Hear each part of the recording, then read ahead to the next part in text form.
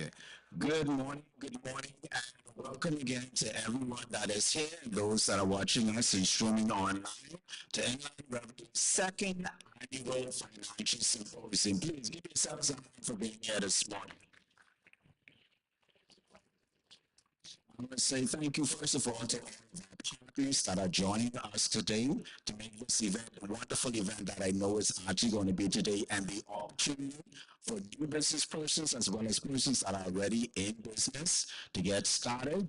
The idea behind the symposium at the end of the day is to present an opportunity for those that are in business and those that are looking to get started in business to have a chance to come to a one-stop shop where they can get assistance from Inland Revenue, NIB, and all of the government agencies and revenues to assist them in building their business. This second annual for us is basically just going higher, looking to reach out to each and every person inside of our community, including the high schools. I'm looking forward to one of the high schools passing through today because this is going to be an opportunity to teach our young person how to start off on the right foundation as they get started and they look to grow their business or they look to push that dream. So this morning, right before we get started, I just want to open with a quick word of prayer, if that's okay with everyone. Thank you. Father God, we thank you for your grace and mercy this day. We thank you for everyone that is here, those persons that will be joining us. We thank you for the opportunity, oh God, to grow and use the gift that you've given in the form of entrepreneurship and business.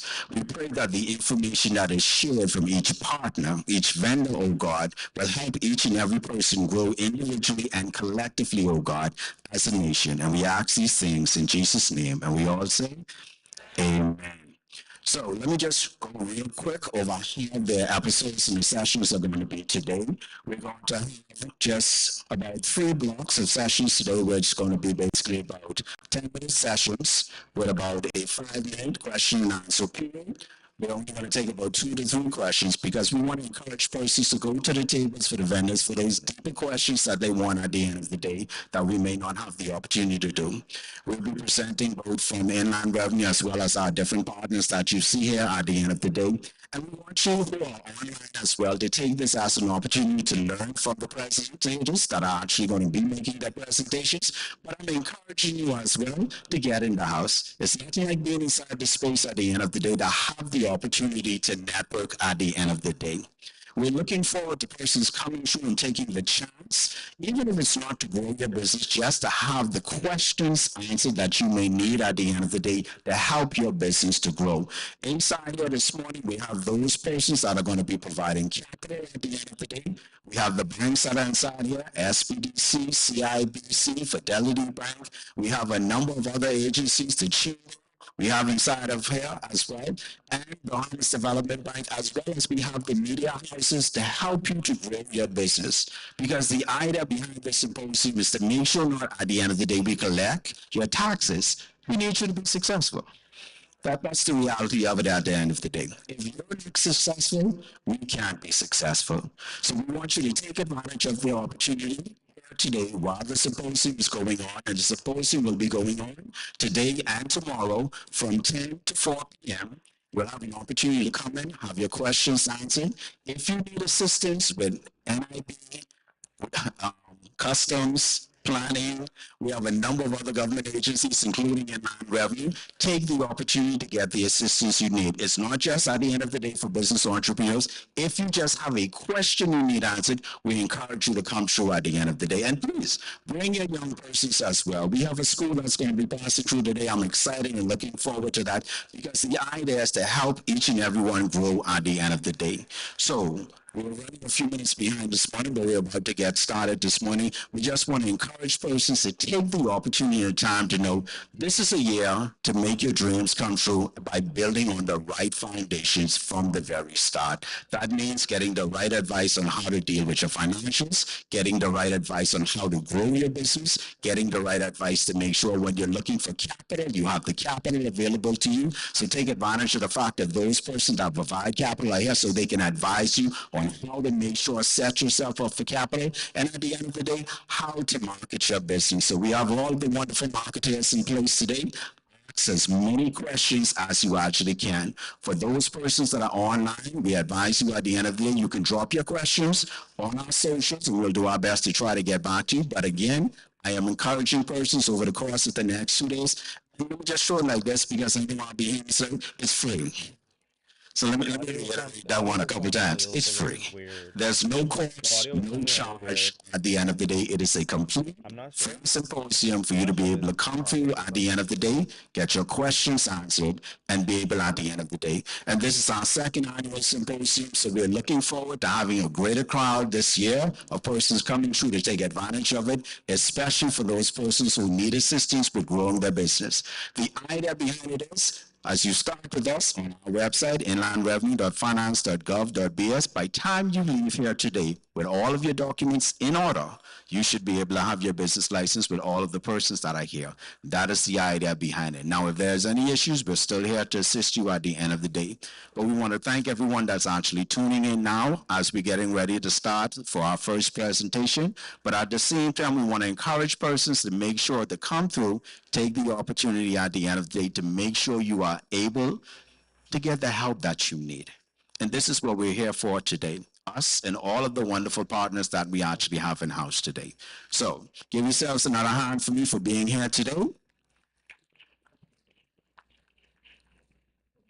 And so we're going to get started in 5 minutes with our first presentation, which is going to be our business license presentation done by Mr. John Williams, who is our communications manager for the Department of Inland Revenue.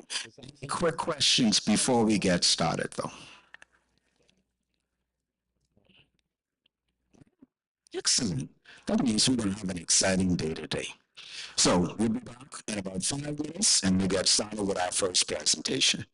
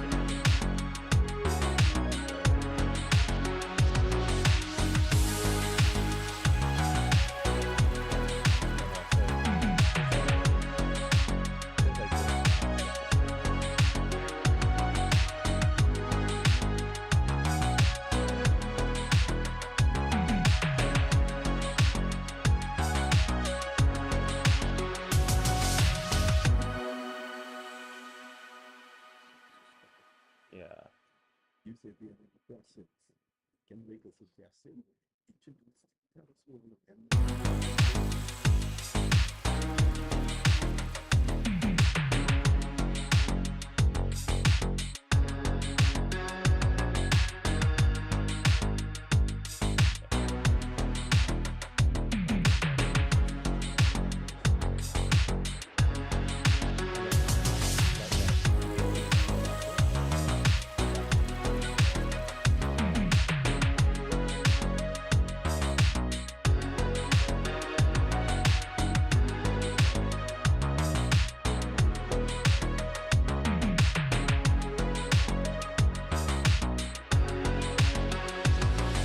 get started, I just want to introduce and go around the room and introduce all of the wonderful vendors that we actually have in the house today. So starting on my right, we have the Verizon Media Group that is here with us. Let me give you all a quick little wave over inside the corner there. Boy, I can't take you to no birthday party. I don't sound excited at all. We have Simplified Lending sitting right next to them. Y'all know I wear glasses, but I look like Fidelity sitting inside the corner. Give me a shout out for our Fidelity crew inside the corner there. Right next to them, we have CIBC. Woo! Now, who hiding behind the post? That ain't nobody, right? Excellent. Next to them, we have our live media group. Yeah.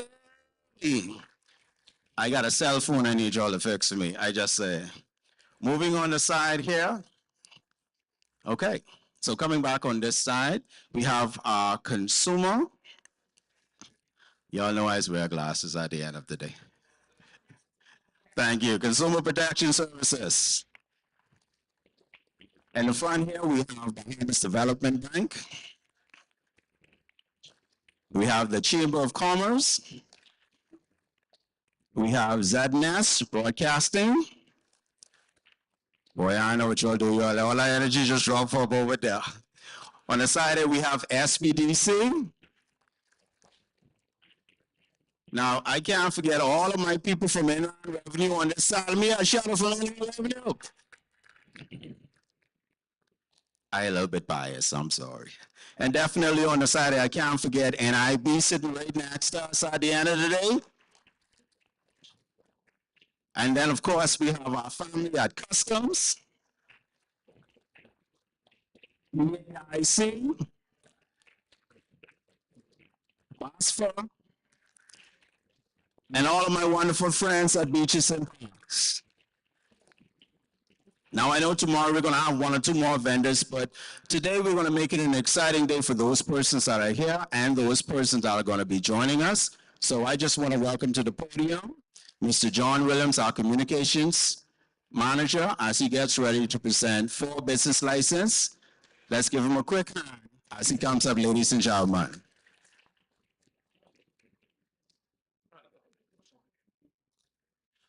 Good morning, good morning, good morning. Are we good?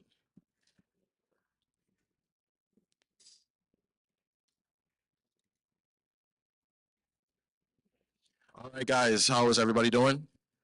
Wonderful. So we're a bit behind schedule, but so we're going to go a little faster than we normally go. So my name is John Williams. I'm the communications manager at Inland Revenue, and I'm going to talk to you briefly today about everything business license. So as my tech guy can get my presentation up on the screen. You had it? No, you move it.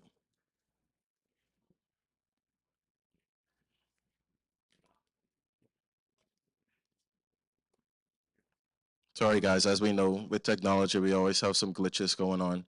How many persons in my audience have current business licenses? No one? How many persons are here to start their business? Okay, wonderful. So you're going to be able to do all of that today. We good? We straight? All right, awesome. Yeah, so I got that. So we're going to start off with what exactly is a business. A business is a profession or calling or vocation or an undertaking of any kind. It is an adventure or concern in the nature of trade with the That's fine enough. excuse me, with the view of generating turnover or making money. Now, I want to pause right here on that word turnover. Is the audio still? The misconception that we have here in the Bahamas is that turnover is exactly what you make for your business. Yeah, fine. So we want to clarify that by our definition at Inland Revenue, thank you, turnover is not solely your profit. It is absolutely everything before any deduction that you make for your business.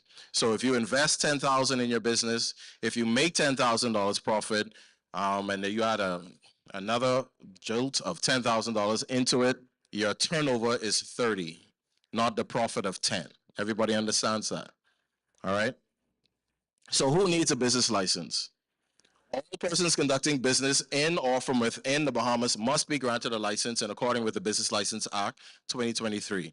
That is, whether you're operating from your car, whether you're operating from your home, a storefront, you're just providing a service, you're a counselor, you cook on the weekends, you're selling coconut water on the side of the road, whatever it is you're doing, you need a business license in accordance with the Act. The problem that we have here in the Bahamas is that when we go to sleep, we wake up, We had a dream that, hey, I want to open John's shoe store.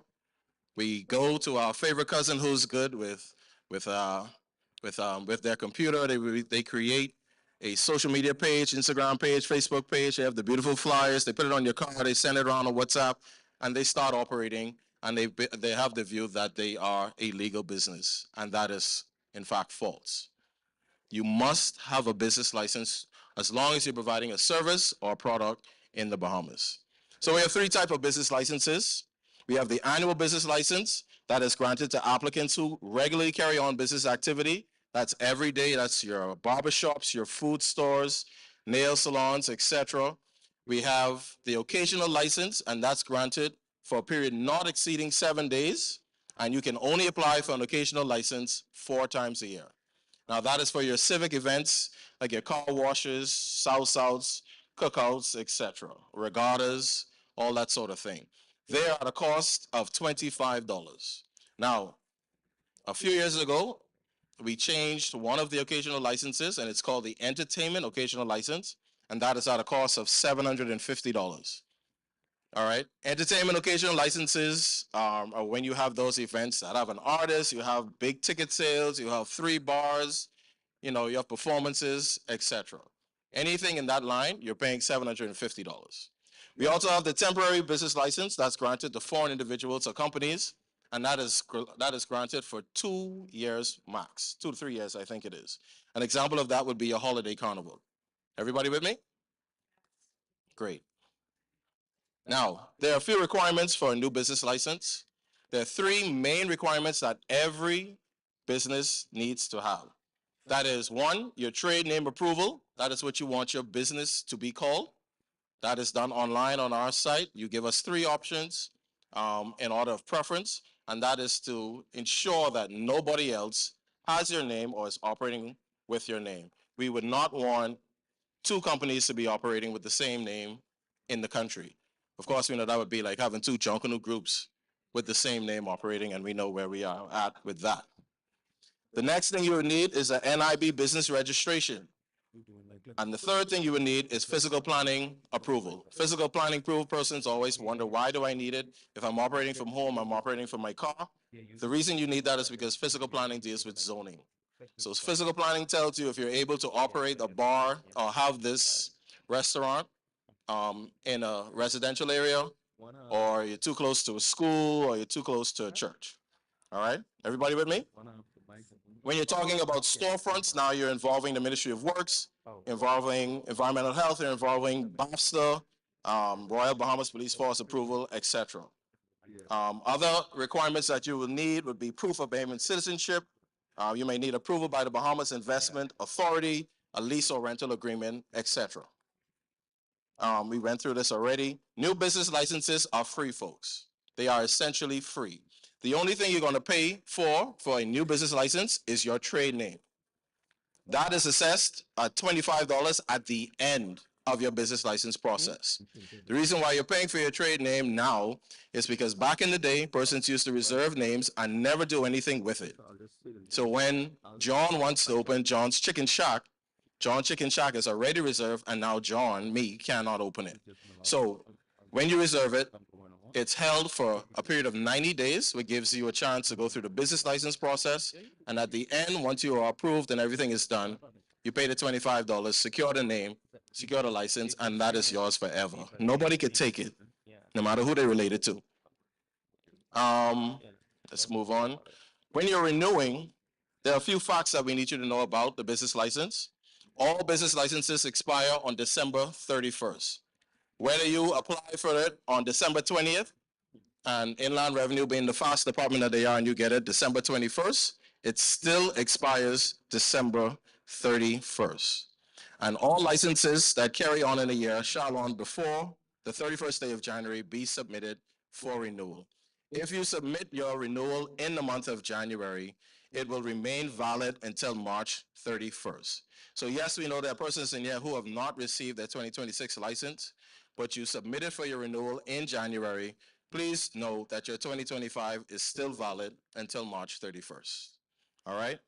Anything that is submitted after January 31st will incur a late filing fee. Everybody with me? Great. A few other requirements we had was the real property tax assessment number or owner's full name of the business location. We also have some other supporting documents that may be requested. If your gross turnover is 250,000 to 4.99 million, you must provide an accountant certification letter and worksheets. If it's 5 million plus, we ask that you provide an audited financial report along with worksheets. And these worksheets must be provided by a BAIC approved member, not your niece or nephew that is good with QuickBooks. Now, with renewals, we introduce two new systems. It's called the BLA and the BLE. It's the business license annual actual and the business license annual estimate. The annual actual is what you would have made for that current year. So if you're renewing for 2026, the annual actual you were submitting was what you would have made for 2025. So if you made $60,000 turnover for 2025, when you get to the annual estimate, it is what you anticipate to make or what you expect to make for 2026. Majority of the times, these figures mirror each other. Unless you intend to, or you expect a spike in sales, or an anticipated contract, your figure for your estimate for 2026 will be the same. If it is drastically lower or drastically higher, it can either result in a debt or a credit for the following year. All right, everybody's with me? All right, great. Any questions on applying for the first time before I go into the full renewal process? Everybody's good? All right, wonderful. So I'm going to take you through renewing for those who have not renewed yet or are still unsure or have someone they're paying to do their renewal and you realize now that they can do it themselves. So when you log into your account, which is the OTA system, as you see on the screen here, you're going to select returns. Once you select returns, you're going to select your tax type and the year. The first one you're going to do is the annual actual and 2025 for the year. It's important to note that when you are renewing, you have to submit both the actual and the estimate. If you submit the actual and not the estimate, your renewal is not submitted. All right? So once we do that, we click next. As you see it on the screen, then you click start return. After that, you come out on this screen, which is the review return details. You click save and continue. On this screen, you see return overview again. You're going to click save and continue. Now on this screen, where it says license details, this is where you will enter your business license information. So you want to click view details. Once you click view details, this screen shows you exactly all of the businesses that you have, whether it's 1 or 9, and you must go through each one of them making the change. All right? So you're actually going to click change, and you're going to slide down to where you see actual turnover with the red star. That is the only thing you need to touch on this page. Okay? So this is where you put the 60,000, you click save, and then it takes you back to this screen. It takes you back to this screen in the event that you have multiple licenses. So if there was another license here, you would do the same process and come back.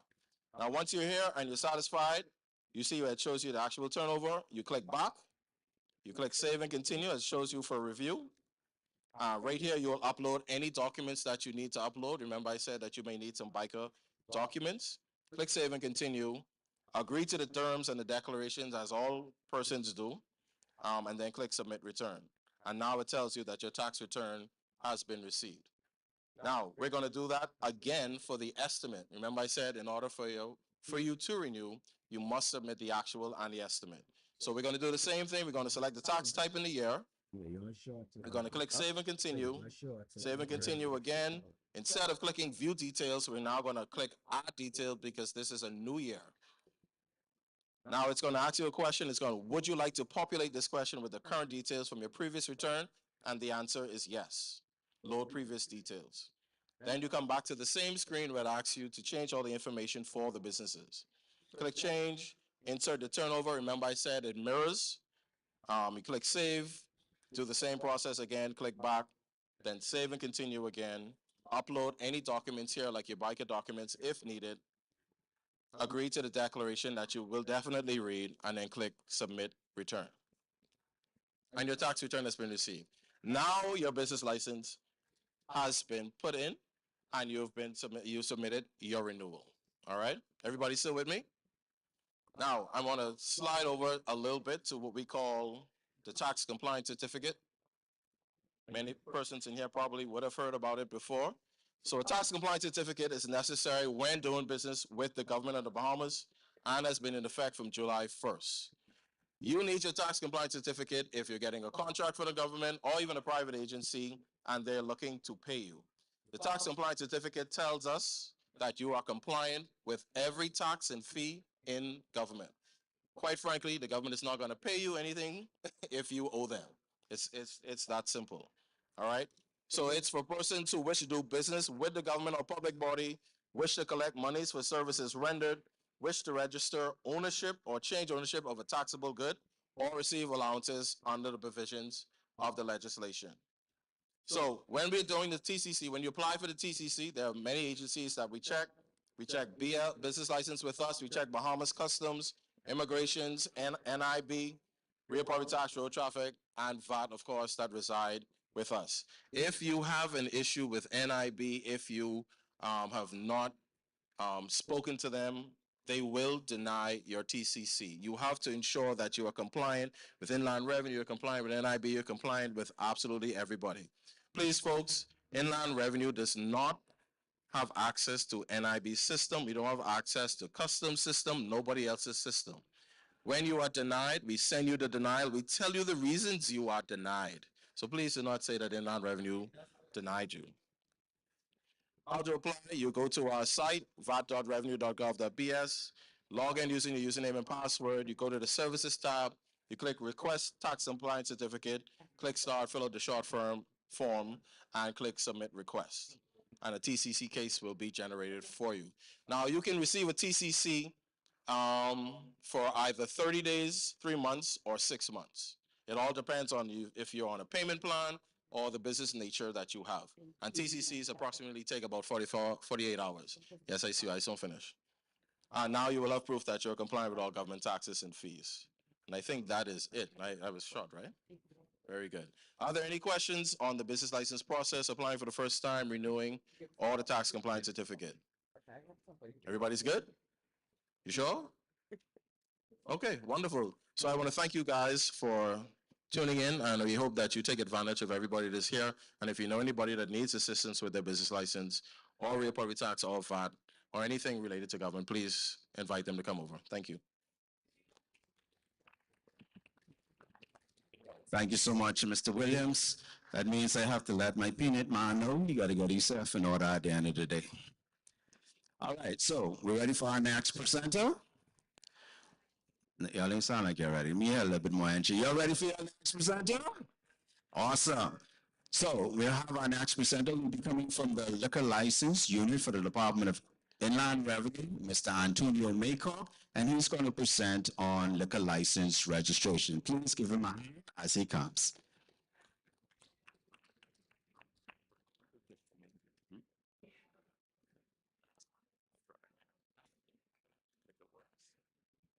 Good morning. Thank you so much for your time during this time for we can present on liquor registration certificate. This presentation is going to be a summary of the 14-page guide. So I'm just summarizing. It's not going to be as long as anticipated. And so it is just to summarize the requirements for liquor establishment under the business license framework. So if my clicker could move.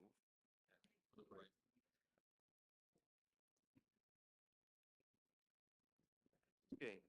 The purpose of the guide, it explains requirements for the establishments. It outlines new pre-certification process. The guide clarifies liquor establishments and must do to meet all of the requirements. Amendments, and it's in line with the Business License Amendment Act, the Business License Act, and this is what the purpose of the guide outlines. What is a liquor establishment? A liquor establishment, the definition is broad. If a business sells or exposes or offers liquor for sale, it qualifies as a liquor establishment. And it have to follow then the certification process. As you can see, the businesses that qualify as a business establishment noted on the board. The new requirements. This is the major change introduced in 2025. Amendment Act. No liquor business can apply for a new business license unless they obtain a certificate of registration. Before, that was not the process. This is a major change that is now implemented in the business license section. The registration process. This is where, of course, a lot of persons now have to go through this process. They've never done it before, and it's relatively new. The certificate of registration is not permission to operate. We've had persons who have gotten a certificate and they've posted it on their wall or on their board, and they feel that that is permission to operate. That is just a step. In order for you to get a business license, you have to get the certification process, get the certification. So when you get a certificate, it is not a permission to operate. It is just a certificate that makes it shorter when you now have to apply for a business license. The application requirement. Applicants must gather all the applicable agency approvals, and these approvals must not be older than 3 months old. So ensure that when you do apply to the agencies, wherever the government agencies, ensure that the certificates or the application approvals is no older than 3 months old. Phase 2, the public consultation process. You can listen to what's going on. Public consultation ensures transparency, community involvement. This is where, of course, it goes to the Gazette. The persons look at it, and then you would have the public who would give their comments on whether or not they approve or disapprove of the business establishment on where it is located. And so that is the public consultation. We get the public involved in the process. The approval factors.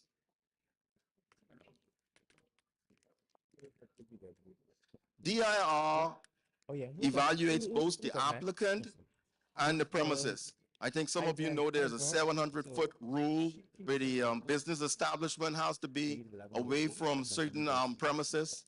And so there's that 700-foot rule that is 700 foot from the school or churches. And so that rule is in place. And so we go out and our compliance team ensure that that is the case during the process. We have the prohibited practices. And listed there, you would see these practices are considered unsafe and unsuitable for the public. And so therefore, we have those prohibited practices. Liquor must be accessible in an open retail environment, and the premises must have its own dedicated entrance. And you can see drive-through, liquor sales, windows, prohibited. The business license fees. Once a certificate of registration is uploaded, the business license process is straightforward. Processing typically takes between 2 to 5 working days once it goes through the approval process. When certificate is not required, you would see listed there aircraft operators, duty-free stores. That's the stores primarily inside the airports. These stores do not require a certificate. And so if you're operating even the bottom one that says gift basket less than 2, which is less than equal to 2 liters of alcohol. So if you have a gift basket and it's less than 2 liters of alcohol and you're selling gift baskets and it's less than 2 liters, a certificate is not required. Establishment not eligible. You have the takeaway restaurant. So if you have takeaway restaurant, liquor is not permitted in those areas.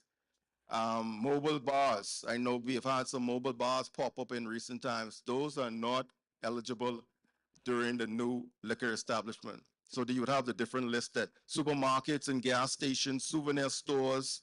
The souvenir stores, of course, if it's less than 2 liters, if it's over 2 liters, then you're not eligible. Enforcement. DIR, of course, has broad approvals. So if you're operating a liquor store, we have our compliance team that would go out and inspect different premises to ensure that you are in compliance with the rules that are set forth. And so we do have our enforcement team out there looking at different zones to make sure they're in compliance. Timelines. It's important, of course, not to wait to the last minute because there are so many applicants that are applying. You want to ensure that you will comply or get your application in time so that you wouldn't get hit with penalties. We have persons who have applied and on time, and of course they don't hit with the penalties, but persons who do not apply, of course, you get those penalties that hit them. And you see the renewal submission by December the 31st. So ensure that you get those applications in time. The applications for this period ends on the 31st, which is next week. So if you have applications out there, please try get them in to try and beat the deadline of the 31st of March. Contacts, you can contact Department of Inland Revenue at the listed name, the names that are listed and the phone numbers that are listed. And we will definitely be reaching out to assist you. Short, as I said, thank you very much for listening, for your time and your attention. Any questions along the line of business license for liquor registration?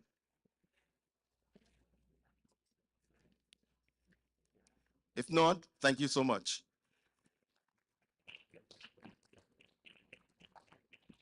Give Mr. Makeup another hand for me. You did such a wonderful presentation, man. They had absolutely no questions. All right, we'll have our next presenter who is going to present on VAT for us. And then after that, we'll take a short break so persons can stretch their legs a little bit. Our presenter will be Miss Crystal Hyler. I get it right. Crystal's giving me a dirty look. She's going to be presenting on VAT, and give her a hand as she comes up, ladies and gentlemen. Senor. Thank you.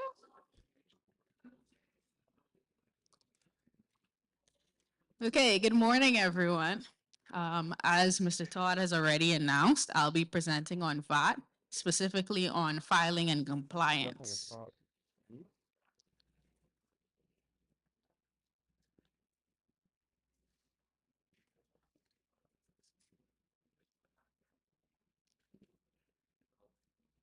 Enlarge it.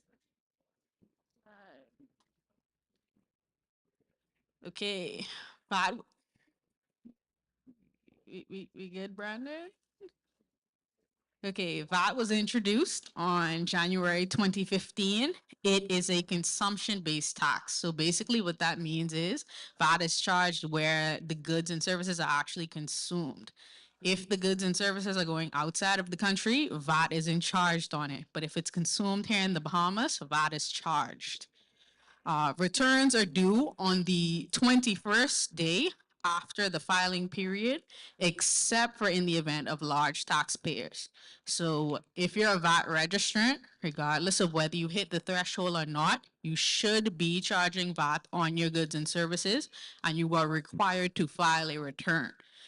If you are a quarterly filer, meaning that you are in the first quarter, which is January to March, people who are finishing their business date of March 31st next week, they are required to file on April 21st, 21 days after. Our large taxpayers, if they're in the large taxpayer unit, which I'll talk about in a minute, they will file on the 14th. That deadline is for filing and payment. If your payment deadline, such as let's say the 21st fell on a Saturday, or the 14th fell on a Saturday, it will be due the Monday after that period. And when we say that it's due, it means that it has to actually be in our system. Same thing with payment. The payment actually has to hit our account. So if you send us receipt saying you paid on the 21st, but that payment didn't actually hit the Department of Inland Revenue's account till the 23rd, it is late. VAT registrants that request to cancel their VAT have to wait until they actually receive the confirmed cancellation before they stop charging and filing VAT. If you have not been approved for cancellation, you still have to continue to file and pay. So be mindful to make sure you actually get the confirmation that your VAT has been canceled. Cancellation normally has to be 2 years. You have to be a VAT registrant for at least 2 years before you can cancel. That's so that we can verify that you're not actually hitting that VAT threshold before we cancel the VAT. Now, VAT rates have changed throughout the years. We started at an introductory rate of 7.5. It's currently 10%. We would have had last year the 5% on non-prepared food items. And of course, we know coming next week, those items will now be in our exempt category. Now, registration. The threshold for VAT to be a mandatory registrant is 100,000. That means your turnover when you go and do your business license renewal. If you put in 100,000, they would have prompted you with a message saying you are now in the threshold to become a VAT registrant. Now that registration threshold is on the entire tin. So if you have 5 businesses, as they were saying, all of those business turnovers combined put the tin at a threshold of 100,000. All businesses on that tin become VAT registrants.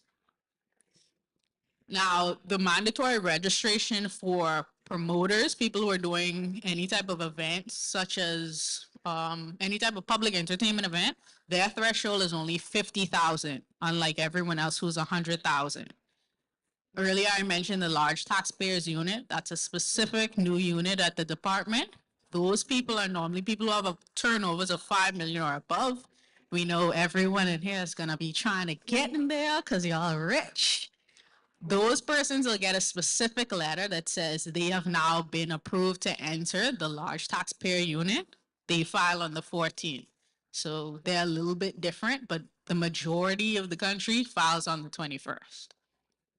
There's also voluntary VAT registration. Everyone who hits the threshold, it's not necessarily that everyone who's a VAT registrant is someone who's hit the threshold. We do have people who come in and because they want to do a specific business or maybe they have a contract with someone, they've decided they want to be a VAT registrant.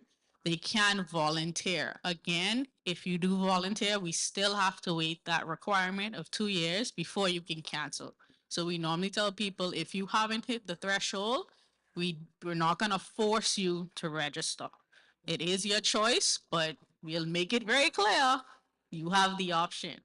There are certain special cases where persons have registered by accident. There is a button on the website when you apply for your business license that says to the very end of the application, I wish to be a VAT registrant.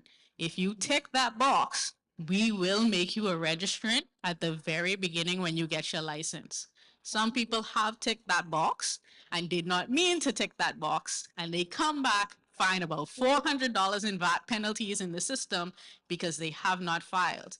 It is very important you do check to make sure whether you tick the box because we can write into our comptroller and ask for leniency to have that VAT canceled without the 2-year wait period, but it can be very cumbersome, so it's best make sure that you did not check the box by accident. Based on turnovers, we put you in different VAT registration categories. Like I was saying earlier, 5 million puts you in the large taxpayer category. But we have petty, very small, small, medium, large, and very large. Based on where you fall in that category, it determines if we put you as a quarterly or a monthly filer. Now, when you file your VAT returns, you have the accounting basis and you have the frequency. The accounting basis is either cash or invoice, which means as a cash registrant, you actually file based on when the money is received or paid. If you're on the invoice, whenever you actually issue or receive an invoice, you file it within that period. So let's say I issued an invoice to Let's say I issued an invoice to John, our wonderful IT guy over here, and I issued it today, but he doesn't pay me until April. Because today is we in March, that actually needs to go in my January to March filing because that's when I issued the invoice, as opposed to someone on cash who files that in April when John pays. Now, quarterly and monthly will determine if I have to file every month, January, February, March, or I file in the 4 quarters. Based on normally where your turnover is, it determines normally where you fall, but you do have permission to switch this. Both the cash and invoice filing frequency and accounting basis can be switched using forms 43 and 44 from our website. You fill them out, send them in the system, and let them know that you want to change from one to the other, and they can actually do that for you. We don't let people switch back and forth every few months. Normally, if you send in the request, that's normally what you'll stay as, unless you are in our very large category of 5 million. Those persons have to be monthly and they have to be on invoice. It's simply because of the volume of which they have transactions. The responsibilities of a VAT registrant: you must make sure that your VAT certificate is prominently displayed. You have to make sure that you're using VAT inclusive pricing on your displays. You should have valid invoices, receipts, maintaining records, filing and paying accurately. Now, we keep in mind, we are also customers. Even though we work at the Department of Inland Revenue, we do frequent establishments. So there are many cases where you could have someone from inland who visits the establishment, and if you are charging VAT, they can say, are you actually a VAT registrant? We have had cases where we've had officers go, and because they remember, in many cases, the business name, just recently, a few months ago, we've had an officer who went to a restaurant, remembered the name because they did the cancellation case, saw VAT on the receipt and said, you should not be charging VAT. It does happen. So it's very important that you be mindful. If you are a VAT registrant and should be charging VAT, you charge the VAT. If you are not, you need to make sure that your system has the VAT removed. Submitting supporting documents. As we know, the government requires you to keep at least 7 years of records. The department can go back and audit you at any moment to get those records. So it's very important you keep good receipts, banking statements, all of that information, keep it secured in the event that we ask for those documents. Technically, when you file, to the bottom, it does say that you should be submitting supporting documents with the filing. The system doesn't stop you from inputting it, but it's best if you have your input and output worksheets, that's what we call it. If any of you asked for a credit return, if you filed a credit VAT return, they would have said, oh, to get the refund or have this credit moved to the next period, we need you to submit those input and output worksheets. That's basically just a listing of your sales and expenses. They're asking to see that. We don't require it be in any particular formatting. It can be in Excel, it could be in PDF from a QuickBooks, but we just require that you have the information of who the vendor is, the TIN, the subtotal price, the VAT price, and the total price. And you have that listed out. They'll ask for a certain sample of invoices possibly to review to verify that credit before you actually get that refund. So it's important to keep those supporting documents. The VAT equation, of course, is your sales, VAT collected from sales, subtracted from the VAT of your expenses for business activity, the difference of which is what you pay to the government. And I went over invoice and accounting basis. Reporting methods. There are 2 different VAT reporting methods. There's flat rate and standard. Standard basically means that you file what it is you had in sales, you file what you had in expenses, you pay the difference, 10% straight across the board. Flat rate schemes are for those persons who are under 400,000 in turnover. So those persons might decide it's quite a bit for us to do all these filings. To make it a little bit simpler, they have a smaller return. It's only about 7 lines, but they will charge the regular 10% of VAT, but they will remit 6.5 to the government. In exchange for them remitting that lesser amount, however, they cannot put in their expenses. So you have to weigh that turnover. That's why we normally allow it for smaller businesses, because it could wind up being beneficial to them. For larger businesses, when they can't claim those expenses, it does not tend to work out. So it's best for them to stay on standard. Now, just for additional information, when you go to our website, normally if we're having any type of events, it'll be right on that top banner, any new news you need to know. But mainly for VAT, something I want to point out, when people see the VAT return, it's about 27 lines and people tend to get flustered. You do not need to fill out all 27 lines. Most people only fill out between 4 to 6 of those lines. Normally, it's your sales that go on line 4. That is inclusive of the VAT amount, because line 5 will automatically take out of the VAT based on what you filed in line 4. Then you'll jump to your expenses, and most people will only use lines 18 and 19 for what they bought domestically. 18 is the amount exclusive of VAT. 19, you put in that VAT amount. That's a manual calculation, so you make sure the VAT isn't included in 18. If, however, you imported goods through customs, you will then add in lines 13 and 14 for those customs amounts. Other than that, most people don't use many of the other lines unless they fall under a specific industry like banking or fisheries. The average taxpayer tends to only use about 4 of those lines. And to the bottom, it'll calculate the payable on line 27. However, if you want a full detail on what each line actually is and how it's done, if you go into our VAT forms under legal, there is a VAT guidance on completing a VAT return. It goes through a full detail of what each line is and how it calculates. So you can see each and every line. Earlier, I was also talking about changing your filing frequency. If you go to forms, it's about 2 down from legal. You'll find all of those different forms to change from flat rate to standard, changing from invoice to cash, monthly to quarterly. All of those forms can be found there. Also, wire transfer information. This part is very critical. Many people tend to say, hey, I paid my VAT. I paid my business license. I don't see it. There are technically one of 2 issues that could occur. Firstly, like I said earlier, if you send a receipt that says, let's say you paid today, we won't actually see that payment if you either went into the bank and paid the bank, or if you wired it online. Let's say you used First Caribbean or Fidelity in the back there. That payment, although you can bring us the receipt to say that you paid, we don't have that bank file right away.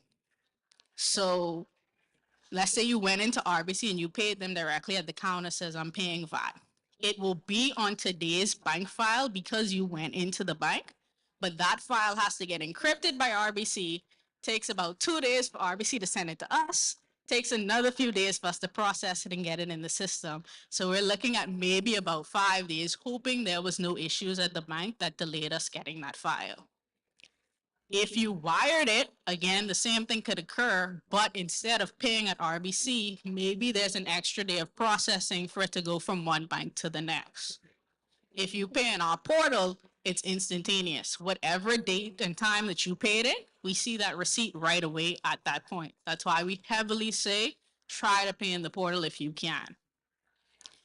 Now, wiring information is important because the government has about 27 different bank accounts split between multiple ministries, and it's not one officer that reviews any one of those accounts.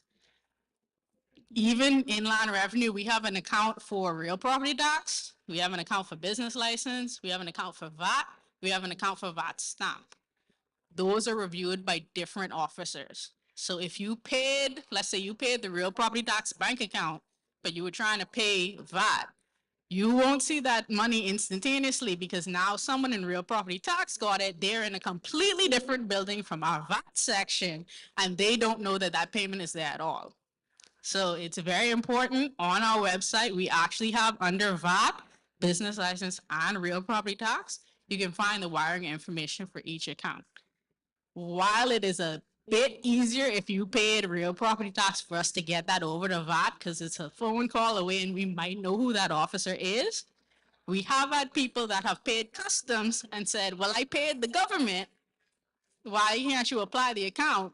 We don't know who reconciles the account at customs. So that takes us a couple more weeks to now find your payment. So it's very important you get those bank account numbers and have them correct. Or like I said, we prefer you just pay it right into the portal. Penalties and fines. Now, if you've ever filed late, you see that $100 penalty on your account right away. Now, that penalty can either be $100 or 2% of the payable. So when you actually do file, it's either going to pick 100% or 2% of whatever it is you filed, whichever one is greater. That's just the filing penalty. The payment penalty is 10% of whatever it is you filed. And there is interest that is accumulated for every day that it is late. So paying and filing on time is important. Also, the one thing, I'm not sure if this slide has it, but I know the other one does. When you pay in the portal, it allows you to break up where the payment goes. When you pay in the bank, a lot of people just say, okay, I want to pay business license or I want to pay VAT. They'll put it to that account, but the officer who posts it might not actually know what it is you're paying for if you're paying for multiple periods. In the portal, you can split it up exactly where you want it to go. So that's another feature that paying in the portal does help with. Very important also, if you pay at the bank, please supply the 9-digit TIN.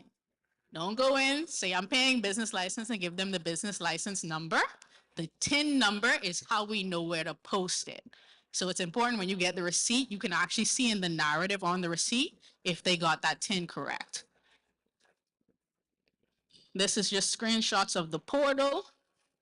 When you go to file a return, you'll put in VAT, the date, and start the return. Now, this is what I was talking about how the lines look. Again, it looks cumbersome, but for this screen, most people are using line 4 where it says taxable supplies at standard rate. And then right underneath, it's going to calculate the VAT automatically. This part is your expenses, what we call your inputs. And you mainly will be using 18 and 19, but occasionally people use those imports at 13 and 14. One thing to note, capital items. If you notice in line, let's take line 18, it says non-capital operating. The line above it at 17 says capital. If, let's say you're a construction worker and you brought in a tractor, bigger items that depreciate are capital. That specific item goes on 17 and all the other operating stuff such as cement, sand will go on 18. That's the only extra line that most people might use. Then you file it. This is the part where most people just skip, submit. This is where those supporting documents would go. And as I was saying earlier, this is normally a sample of what we kind of look for. We look for the date, invoice number, the subtotal, whether you have 0 rated or exempt. This one is for people who have a little bit more. They might have multiple things they need to add in. But that's just kind of a sample that we look at. And these are the single administrative documents for customs. If you would have imported anything and asked for a refund, we request that you send this in with your input-output worksheets just so we could verify that you did actually clear customs. And this is just an example of what the flat rate looks like. They only have the 7 lines, but they can only fill out line 1 with no expenses. Now, if you were making a payment, this is what it would look like. You could either make it from this screen here, or if you need to correct or amend it, from your tax accounts, you'll click the actual return period and you'll see correct or amend. Now, some people have been seeing some issues where they don't see correct or amend here. You can actually put it in if you go to inbox new message. Tell us what you're trying to amend, and you can submit a manual amendment to put it in if it doesn't come up. This is an example of online payments. Now, specifically for online payments, Yeah. like I said earlier, VAT and business license have separate accounts. So when you go to pay, if you're trying to pay VAT, you have to pay all the VAT together, and business license gets paid together because it won't let you put the two together because it's two different accounts. Yeah. I just And this is where you can break it out if you need to. You can actually amend the figures. Some people think when you click it, you have to pay exactly what it shows there. No, you can actually come in and amend it. And these are examples of some of those receipts I was saying before. If you look at the one to the far right, you'll see something that says NA under bill payment, product sold. That is where you will see that tin. And you can verify that that is correct. And you can verify that they're putting it to the right account. From this one, I can automatically see they paid this to Bahamas government VAT. If they pay it to business license or RPT, it'll say the same thing, business license, RPT. You can also go in and have them split it. So you can tell them half of this is for business license, half is for VAT. And under product sold, you'll see that broken out right there on that same receipt. If you were paying multiple periods and you had to pay in the bank, please do send us a message to let us know how to break that out, because the officer won't know automatically and they can adjust it once they get the payment file. So some key takeaways: make sure you know your deadlines, make sure you have your supporting documents available.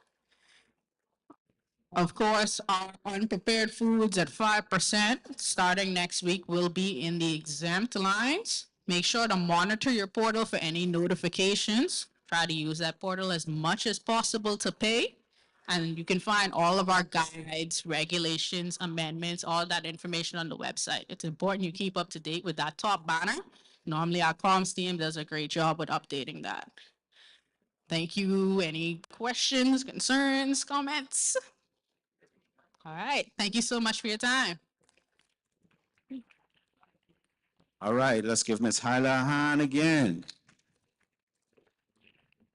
Okay, so we're going to take a quick break. It's about 12:22. We're going to take a break until about 12:35, so you can stretch your legs. Oh, I'm looking forward to lunch. My humble apologies. We're going to take a quick break until about 11:35, and then we're going to be back with some of our other presenters and our partners from the Chamber of Commerce, NIB, and our other partners that we have inside here. I invite you at this time to please walk around, speak to some of the other vendors that are here, get your questions answered that you may not have been able to do during the presentations, and take advantage of the opportunity. So we'll be back for 11:35. Thank you again.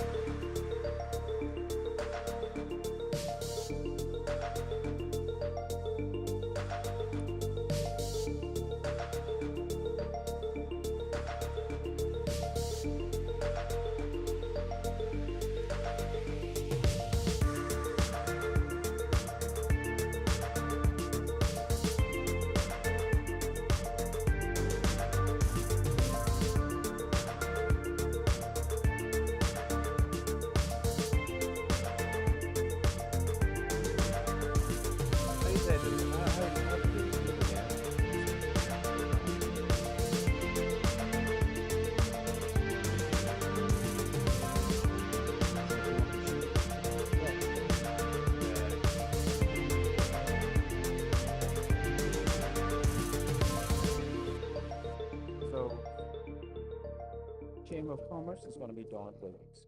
Don Williams. I'm going to let him go before NIB. So that just speak for about 5 minutes. Then I'm going to let NIB go. Let me give you the presentation. You're gonna have to give that to him. I know. Yeah. Oh yeah, so you can put it in the drive. This presentation.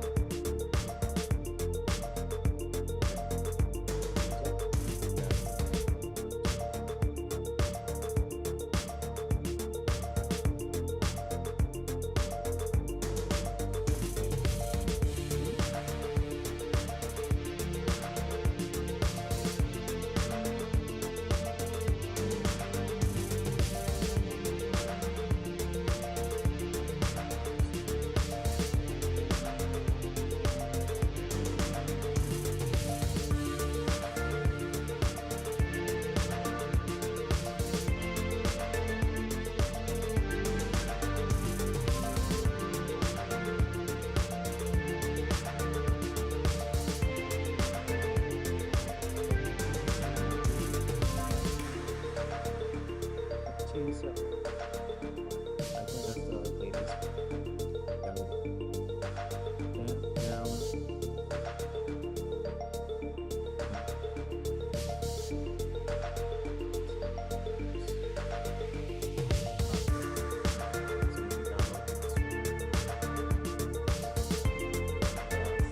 So he said the BAHFSA.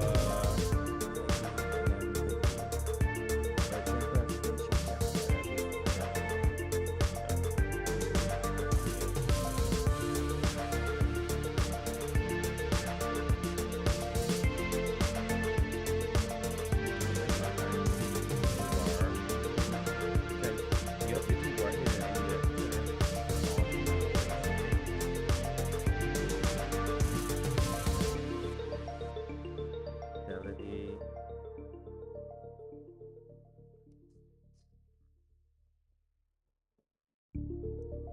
Doyle Burrows for Customs. Put it in the chat. Oh, okay. Is it? Okay. So our next person is going to be Hold on, Rudy. Somebody put it in the chat. because the thing is, even with the agenda, we have it changed. Regina.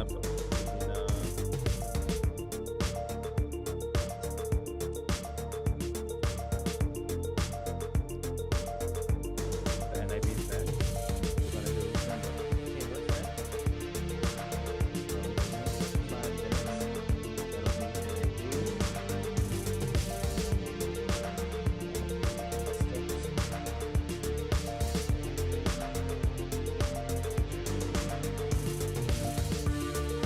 Bahamas Chamber.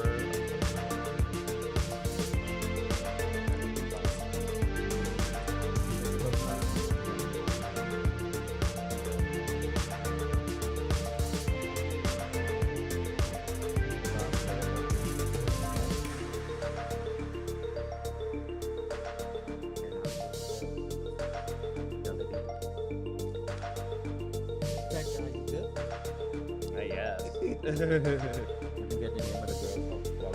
Uh-huh. This is A. This is a Water, okay.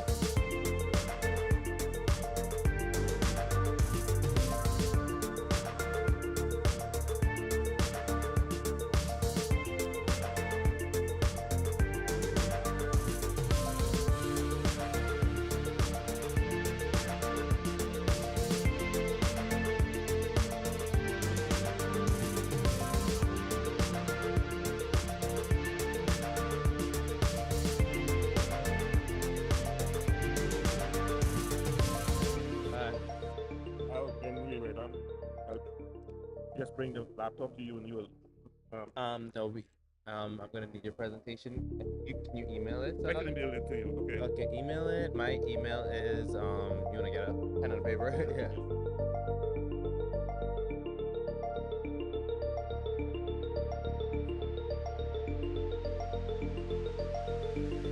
Okay.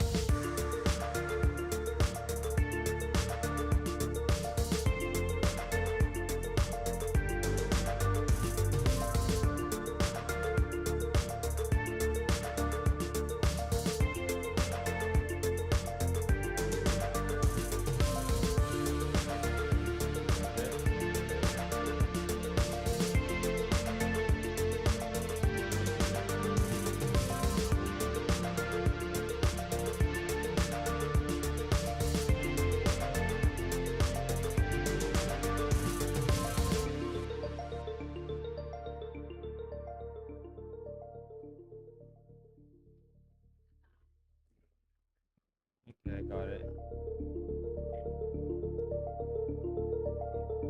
I got it. Yep.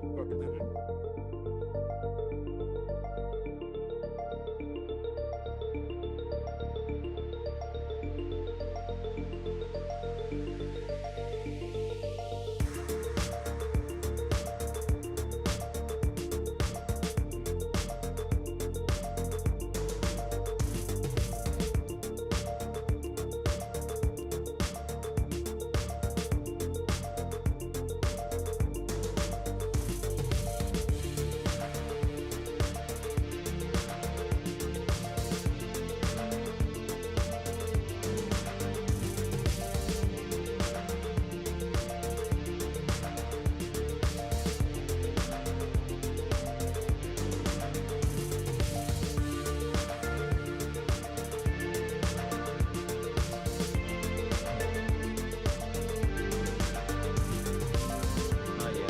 The last presentation.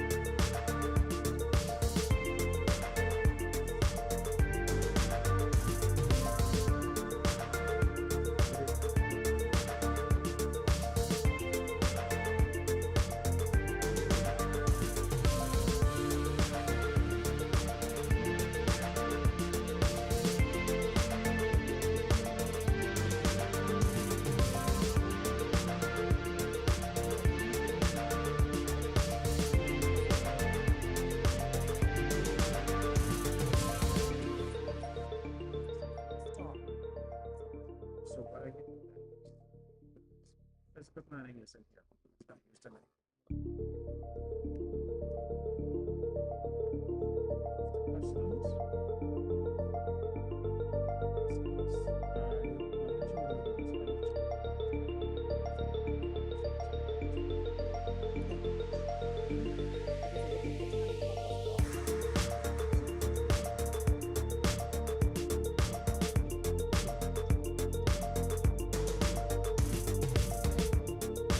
Okay, let me get it.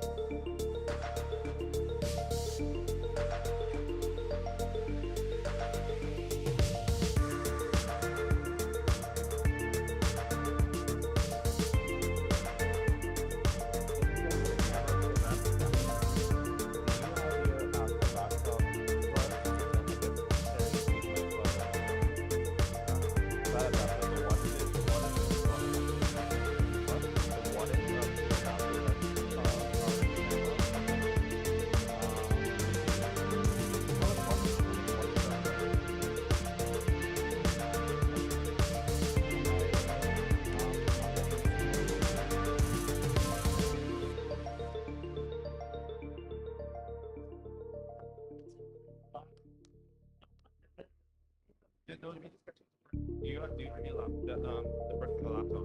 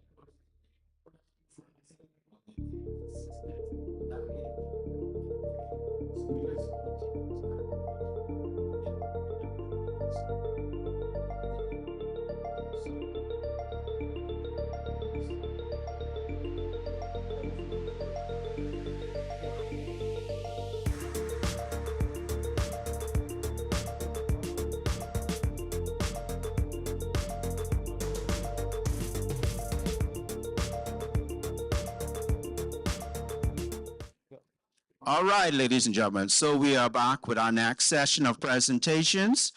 We invite persons again to please like, share DIR Bahamas.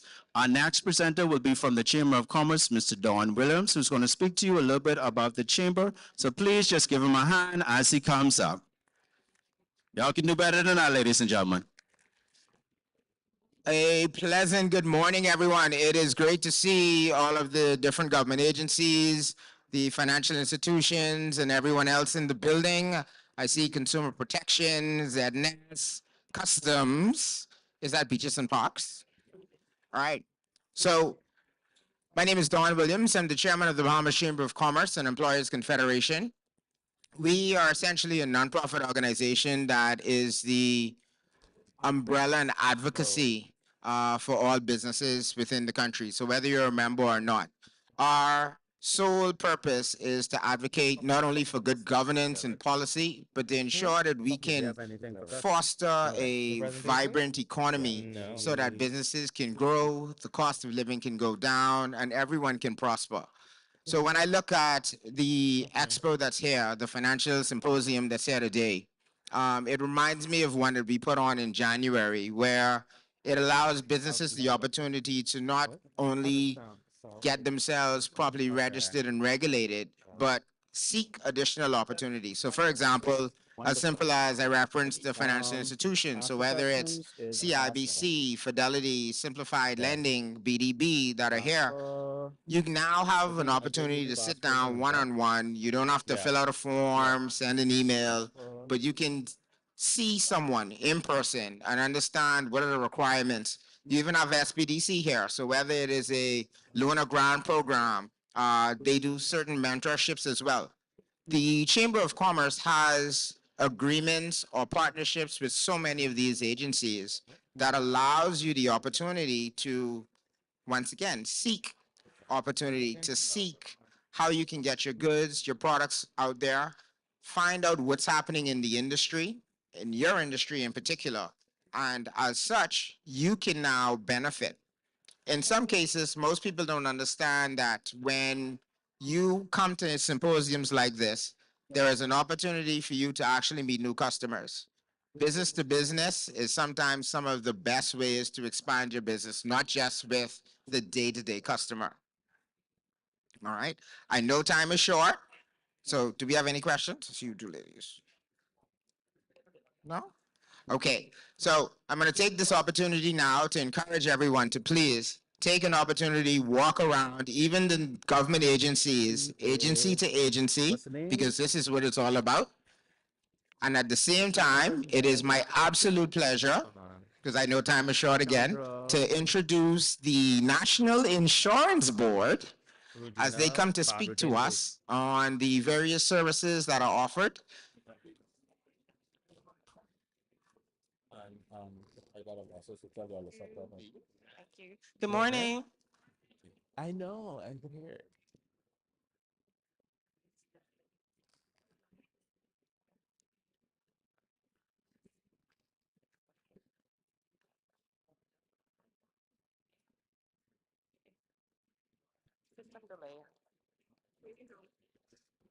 Oh, all right. Good morning, everyone. I was just waiting on my presentation. All right, so I'm going to talk about why NIB is beneficial to employers, how we work with them. So the topic is NIB and you. Oh, clicker. All right, so NIB was established in law on December 12, 1972. Our vision is to be a financial support system that consistently delivers on its promises. Our primary purpose is to provide partial income replacement. So notice I use the word partial and not full, right? So it's under certain conditions. So you have your short term where you're applying for sickness, maternity, funeral benefit, unemployment, your industrial, or long-term pensions, which is your retirement, invalidity, and survivors. We play a secondary role where we provide a minimum level of Social Security coverage for persons who don't qualify. So those are your assistances. So I'm sure everybody knows an elderly person who is receiving old age non-contributory pension because maybe they didn't work, right? So we do pay assistances in a lot of instances. So if I were to jump straight to the question, how does NIB support entrepreneurs and business owners? Well, it's no secret that first starting out, when you're starting a business, it's very difficult for business owners to be able to afford to pay the cost of private insurance for themselves and their employees. Well, that's where NIB comes into play because the thing is, paying NIB is not an option, it's mandatory, it's the law. So, what do you get from that? NIB provides 10 benefits for cash assistances and one benefit in kind. NIB, when its law came into place, was intended to repeal and replace workmen's compensation. So, that was private insurance that persons paid into to cover them if they had any industrial accidents on the job. And that's where our industrial branch comes in. It provides free medical care. It prepares disabled persons wherever possible to resume their job or as close as possible pre-accident. And it provides partial periodic income replacements for persons who were injured on their job. So, under the National Insurance Board, we provide short-term benefits, which is your sickness benefit, maternity benefit and grant, unemployment and funeral benefits. Under the long-term branch, which is our pensions, we provide retirement and old age non-contributory pension. There's a survivor's grant, invalidity benefit, and under the industrial branch, we provide free medical care, like I mentioned, injury benefits, the disablement benefit and grant, as well as the death benefit.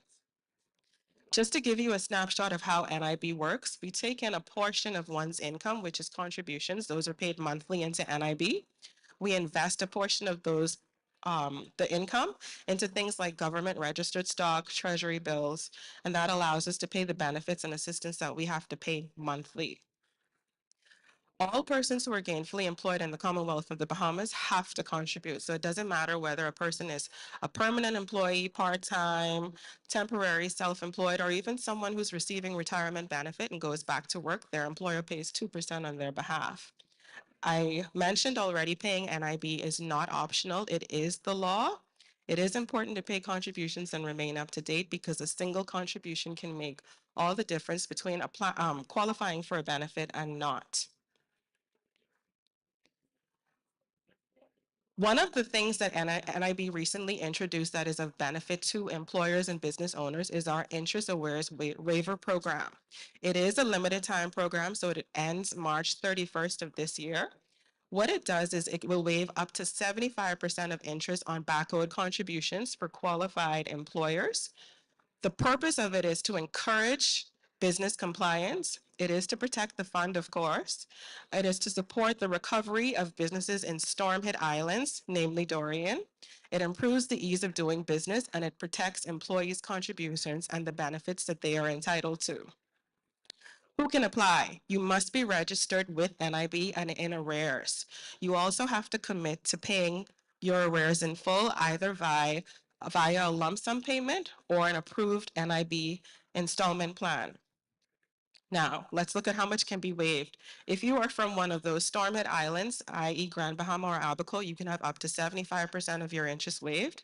If you are from New Providence or any other island, up to 50% can be waived. In order to apply, you have to request a statement, an arrears statement from your inspector. So you want to know how much it is that you owe the board. You have to make a formal letter requesting this interest waiver. You can do so in person or via email at compliance@nib-bahamas.com. That letter is to be addressed to our director, Dr. Tammy Francis. You can choose your settlement, whether you're going to pay in full or through NIB's approved installment plan. And then you just have to sign the acknowledgement form with your commitment to pay in a timely manner. If you need more information on this, you can call NIB at 502-1500 or the acronym CALL NIB, so that's CALL-NIB, or you can visit your inspector. You can also send an email to compliance@nib-bahamas.com or visit any one of our local offices. Now, as an employer, NIB is committing to making business easier. So what we've been doing is investing in portals and online services. One such thing that we want to push out there for employers is the employer self-service portal.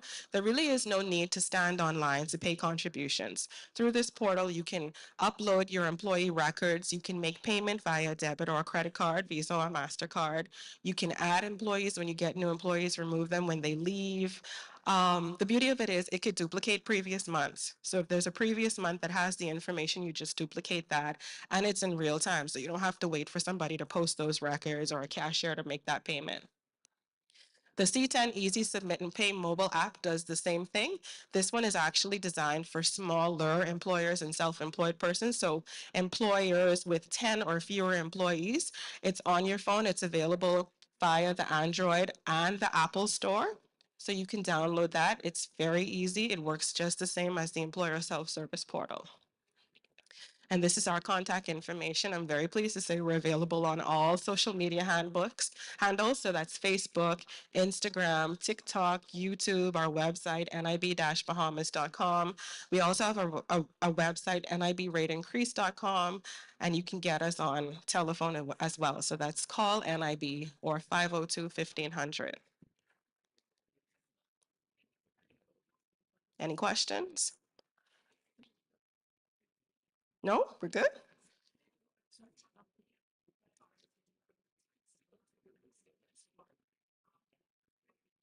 Say that again.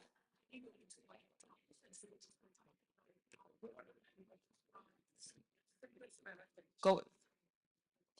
Sickness benefit. So when we look at the sickness benefit, that's available to persons who are employed or self-employed, either on the day of the onset of their first day of illness or incapacity for work. That's not as a result of an industrial accident. We need to see 40 paid contributions in the first instance. It can be paid for up to 40 weeks, or it could be extended up to 256 days, if my math is correct. If the person is unlikely to recover, we'll invite them to apply for invalidity benefit. If not, if they're not likely to recover, we invite them to apply for invalidity benefit. If not, that's the maximum payment period. 26 weeks in the first instance, up to 40 weeks in the second instance. Yes.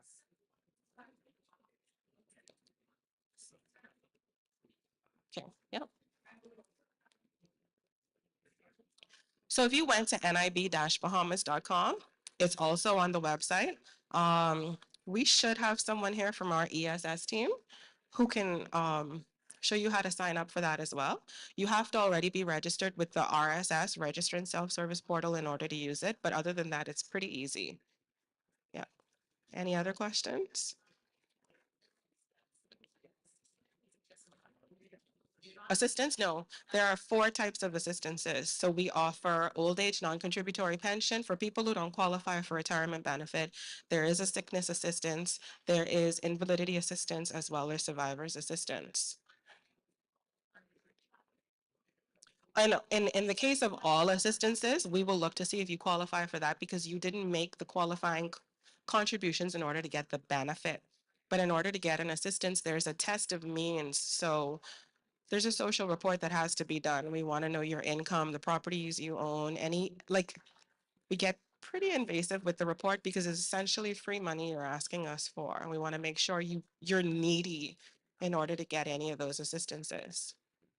All right, ladies and gentlemen, let's give Thank Ms. you. Grayson a hand, please. Thank you so much for that informative presentation. We're going to move right along to our next presenter, which is going to be Mr. Doyle Burrows from Customs. Let's give him a hand as he comes up, ladies and gentlemen. Again, I encourage you with your questions to please make sure you go to the tables and the vendors so they can give you as in-depth information as you can while we are actually here.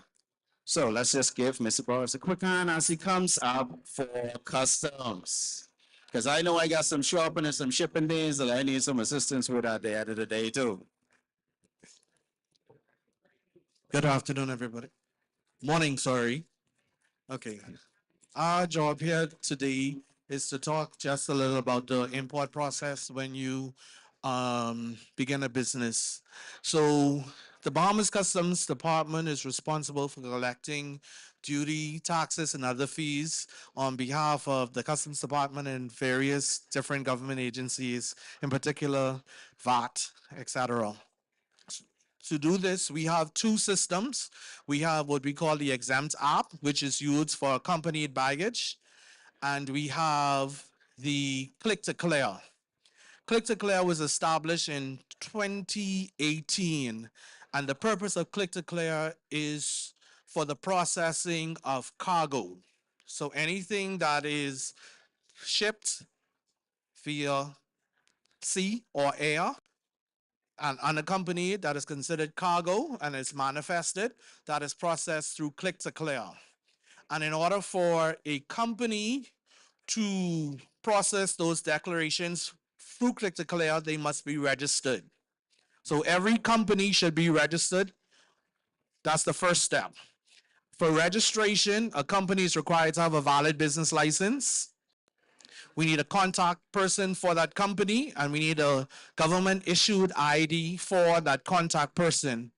In addition, we need an email address and a telephone number. Now, once that company is registered, the broker then is able to process declarations on behalf of that company. Recently, we have added some other government agencies, or we are connected to several different agencies within the government that which we validate against. The first is NIB. When registering, especially as an individual, we validate against NIB to make sure that your national insurance number is correct when you are inputting it into our system. We also validate against Inland Revenue because we use TIN numbers when registering companies. That is very important. We need your TIN numbers, okay? That is important. In addition, we have several different agencies that we are connected to, one being BAHFSA, the Ministry of Finance, the Department of Environmental Health. They are connected to us to what we call our OGA module. And the OGA module is how we process concessions and permits. Okay? So the Ministry of Finance, that is for processing of concessions. There are many concessions that are available to us as Bahamians and companies. You said like, there are some that it's like we have small businesses, small medium business concession, Family Island development. There's so many different concessions that are available. I can't call all, but they are available on our website. Our website is www.bahamascustoms.gov.bs, and we have a listing of concessions available by the Ministry of Finance through our website. In addition, BAHFSA is one of those where you are required to get permits, and the permits are for the imports of things like live plants, animals, etc. Like when they come, they'll tell you exactly what they do, but they are connected through us. They are connected through us. So when you are importing items like that into the country, you must first get your approval from them in order to have your declaration processed. If you don't have those approvals, then your declaration wouldn't be processed. We also have it's BAHFSA, we have Ministry of Finance, we have Department of Environment for chemicals as well. So we are connected, and in order for certain declarations to be approved, we need certain approvals. If those approvals are not in place, then your declarations would not be processed. Once you register, you would have to let us know that you need access in order for you to be able to log into the system and process these actual applications. If you visit our website, there is a ton of information that you can read through that will bring you up to date on the procedures for importing into the country and the requirements. There is a lot that we can discuss here today, but I don't want to keep you too long. But those are the basis. You need to be registered. We need a business license with a tax number, a TIN number. We need identification, contact. We need a telephone number and an email address, as well as a valid government ID for a contact person at that company if you are registering as a company. Okay? If you are registering as a individual, the only thing that is needed is your national insurance number, telephone number, email address. So it's simple as an individual. But like I say, a lot of information is available on our website, which is www.bahamascustoms.gov.bs. A lot is there. There's a lot. So you can take your time. You can go through there. And in addition, we have a live chat that is attached to that website as well.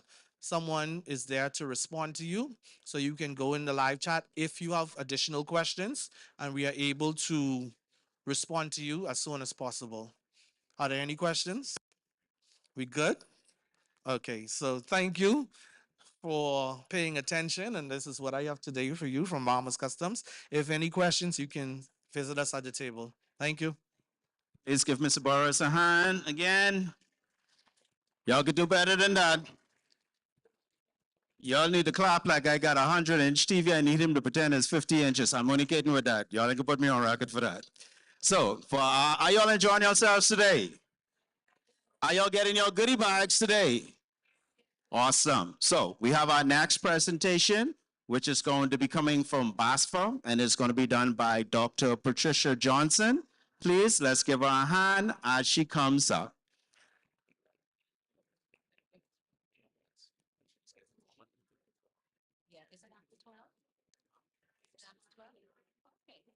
Good afternoon, everyone.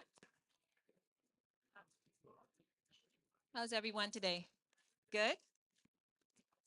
So my topic I chose today is your food business compliant? Okay, are you following all the rules and the regulations to ensure that your business is in compliance? Which one? Just push right. Okay. So first, I just want to thank the Inland Revenue for inviting BAHFSA to be a part of this very timely event and very useful and informative event to empower and educate our food business operators. So a little bit about us. What is our mission? Our mission is to be committed to the protection of foods, plants, and animals against threats to food safety and quality, public health, environmental health, and economic sustainability. Our mandate at BAHFSA is that we are a regulatory body consisting of a multidisciplinary network committed to promoting a one health approach in the application of sanitary and phytosanitary measures or standards. And you'd be like, well, what's that? Sanitary refers to anything related to animal health. Phytosanitary refers to anything related to plant health. Okay? So these measures, so that we can effectively defend against any threats to the agricultural health and food safety system here in the Bahamas, and also to help us to be able to facilitate safe agricultural trade. So I just wanted to make sure that we were clear on some of the definitions in the Food Safety and Quality Act. And so I pulled out 3 definitions because you have some business, food business operators who say, well, hey, I have a liquor store. Why do I have to apply for a registration certificate? Why? All right, listen to this definition of food. Food means any substance, whether processed, semi-processed, or raw, which is intended or reasonably intended for human consumption and includes drink. Did you hear that? It includes drink, including water, chewing gum, and any substance which has been used in the production, manufacture, preparation, or treatment of food, but does not include cosmetics or tobacco or substances used only as drugs. Another definition I wanted to be clear that everyone understood was a definition of, as soon as my screen comes back, the definition of food business or business. Food business or business means any business, however small, where production, manufacture, preparation, treatment, packaging, transport, handling, serving, storage, or sale in relation to food is carried out, whether for profit or not. Okay? Whether a permanent or temporary structure, and whether on land or at sea. So permanent or temporary, you know, it could be mobile, it could be non-mobile, okay? And then the final definition is what is a food business operator or operator? This means this is a person who owns or is in charge of a food business, including farms. So that's a food business owner, operator, okay? So we expect them to register with us too. Farms, agricultural units, collection and storage facilities, importers, exporters, and other persons having for the time being in possession, custody, or control thereof at any stage of the food chain. So now that we're clear on those definitions, I just wanted to stop here and just thank all the different agencies with whom we collaborate with in order to make this process as seamless as possible for you, the consumer.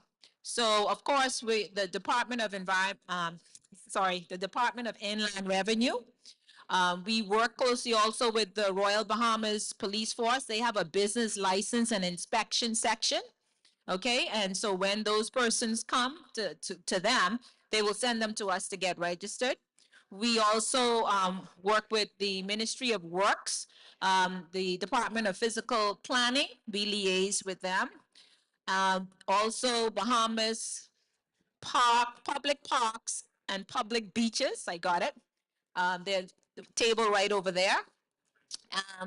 Also the Ministry of Tourism, Innovation, and Aviation.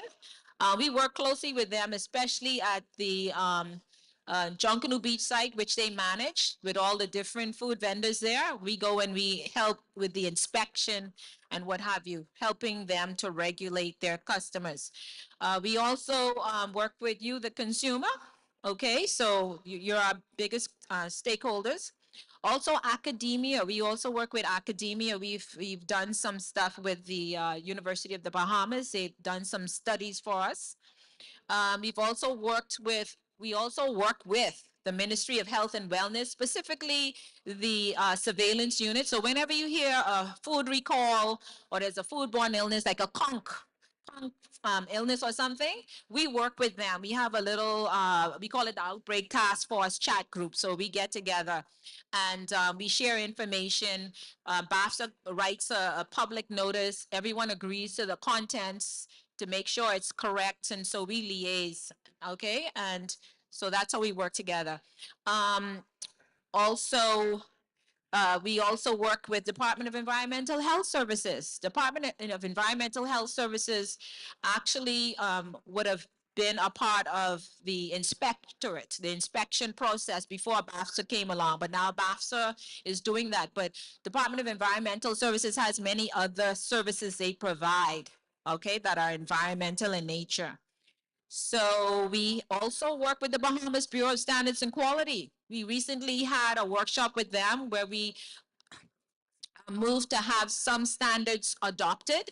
We also moved to have some adapted, which means we'll work on them, inviting stakeholders to make sure that those food standards, the stakeholders whom they affect are part of that process. So we work with them closely. And then, of course, you have the Consumer Protection Commission and also Consumer Affairs. We just did an event with Consumer Affairs recently. So we have, if I left partners out, I'm so sorry, but we work with a lot of local agencies. So who needs to register? Okay. All mobile and non-mobile food establishments need to register. I have an example, just a list of some, but this is by no means inclusive of all, but all roadside vendors. If you're selling food, you have to register with us. Farmers, fishermen, restaurants.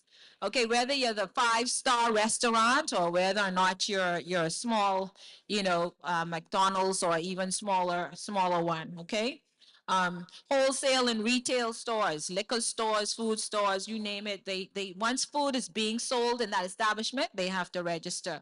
Delis. Okay, so if the food store, yes, they will register as the food store, but they will also have to register that deli or have that deli inspected as a part of that registration process. Bakeries, bars, liquor stores, water companies. There's a lot of water depots popping up all over the place. Okay, the Department of Environmental Health Services, they do test that water. Okay, but they too have to register with us. All right.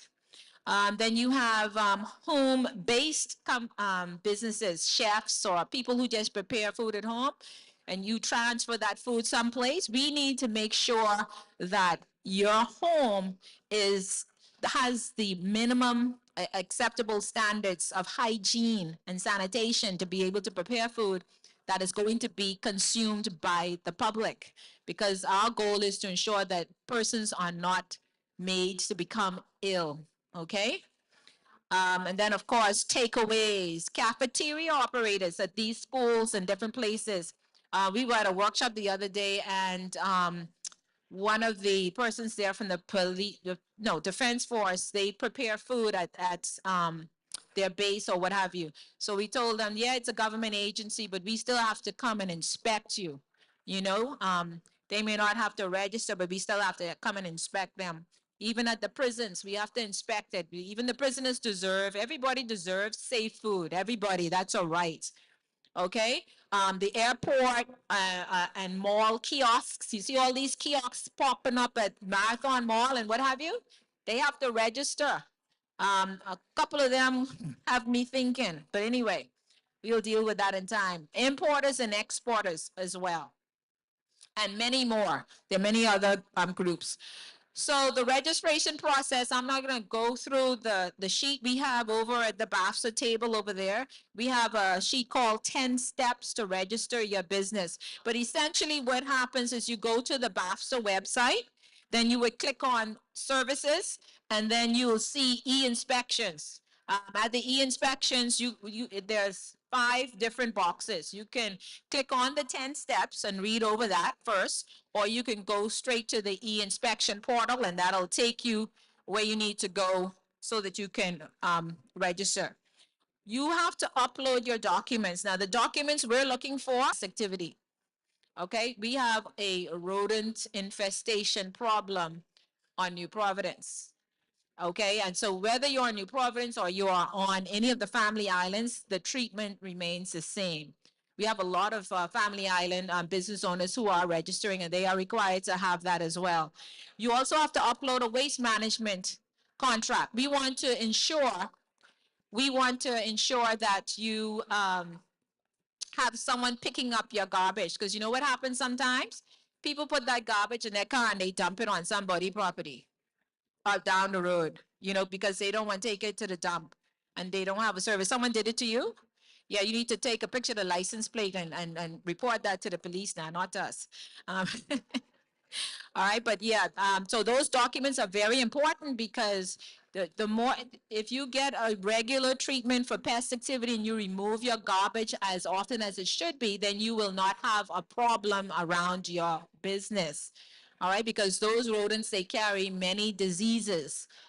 All right, and then also you have to upload a passport photo, and the only business at the time that is not required to have the food handler certificate is a liquor store that does not serve open drinks. If you serve open drinks, or if you're other type of food business, yes, you will have to have a food handler certificate. And they have something online that you can do as well, instead of doing the face-to-face. And then, of course, make the $50 annual fee payment, okay? And then next year you go through this process again. After you do this, a BAHFSA inspector will then schedule you for an inspection. And then once the schedule time goes in, the system automatically sends you the registration certificate. For those on the family island, you will see all kind of dates put in there for your inspection. No, but we are dealing with the family islands a little different in terms of what is required.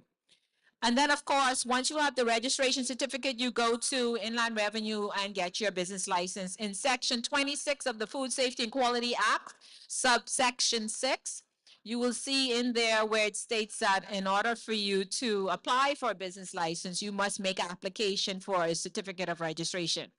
Okay, if you're a food business. So it's in there. Now, in terms of preparing for an inspection of your business so that we can see if you're in compliance or not, we do have a food safety checklist, and the purpose of that is for you to be able to do a self audit of your business. So not everything on there will apply to you, and we have quite a number of copies at our table, but it's a checklist. Do I have this? Do I have that? Do I have my fire extinguisher? Do I have, this in place? So that is something that we provide to the business owner so that they can do that before we come and be ready, so to speak. Right? And then they just, on Nassau, they'll just wait for their scheduled inspection. And if if they are compliant, they will get their certificate of sanitation. Now, because we don't have offices on the family island, what we do is we send a special email to our family island persons. We don't want to disenfranchise them. Yes, they can get their certificate of sanitation, but we require them to send in pictures, detailed pictures of different parts of their business so that we can see. I've advised a number of people to clean this or clean that, fix that, or what have you. Send me the picture when you're done. It's not the same as doing it face to face, but we don't want to not be able to give it to them. And then, of course, we try to work with Department of Environmental Health Services as well. So that's that. And so what are the duties of a food business operator? What is your role? What can you do? Well, first of all, you need to make sure you operate in accordance with the Food Safety and Quality Act. So if you haven't already done so, please download the Food Safety and Quality Act 2016. That is the legal document by which the Food Safety and Quality Unit at BAHFSA is mandated. You need to display your certificate of registration, the COR. You need to uh, put that in a conspicuous spot, put it on the wall or someplace where it can be seen. Just like your business license, you need to have that one placed someplace visible. You need to ensure that your premises are constructed in accordance with the building code of the Bahamas, okay? So make sure that whatever you're doing, whatever you're building, or whatever you're utilizing for the purposes of a food business, that it meets those requirements. And I think that's a part of your process anyway when you apply for your business license. Ensure that you engage in proper record keeping as required by the Act, and I leave you to read through that, but it requires you to do some record keeping because if we were to come and ask you some questions, we would want to have that information easily available. You want to implement food safety systems in accordance with best practices. So you have, I don't know if you've ever heard about HACCP, Hazard Analysis Critical Control Points. It's a bit much, but we just require the basic requirements. Once you meet those basic food safety requirements, because HACCP is more for those big companies and, it's a very detailed process. So once you meet our basic and minimal requirements, that'll be good. Or good agricultural practices if you're on the farm. You need to provide training for all your staff. You can't hire the people and don't train them. Make sure that they have the training that they need. Okay? Don't have them there and expect, the best service. You also need to inform me. I'm the director for the Food Safety and Quality Unit. If you see any food safety risks, inform the director of the Food Safety and Quality Unit at BAHFSA. And also cooperate with the inspector during the inspection. You as the food business operator, you can walk with, in fact, we insist that someone, the person in charge or the manager or the owner walk with us during an inspection because we don't want you to say, well, that wasn't there. That wasn't there. You just put that there. No, we don't want anything to happen. So you are inclined to walk with that officer as they inspect your business to make sure everything is, as it should. Also, the operator will notify the director of any suspicion of risk. For example, if the person or staff has some type of illness like an infectious or communicable disease that can affect to the food or the safety of the food. All right. All right. So you can have your registration certificate suspended or revoked. Okay. So if an operator fails to observe the provisions of the Food Safety and Quality Act, if they fail to observe the terms of the certificate of registration, or if they have been convicted under this act, they can have their certificate of registration revoked. Okay? If in that case, the director has to provide a notice of the proposed action to revoke, okay? They have to provide reasons for the action and also allow the food business operator an opportunity to show cause as to why that certificate of registration should not be suspended or revoked.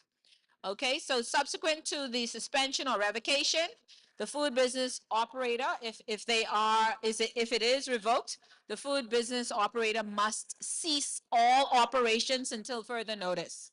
And we will double check and come back to check.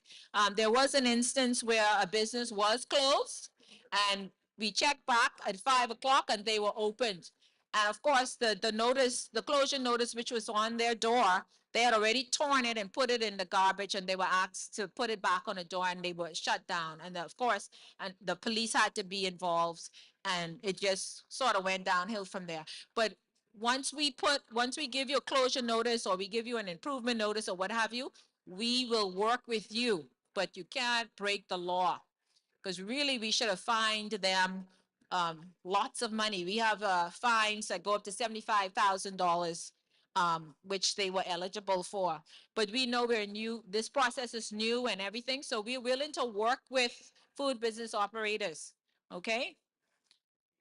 And then, of course, the customer experience matters. Okay. If you're a customer, you're a business owner, that customer coming to your business, their experience is really important to them. Okay. They want safe food. All right.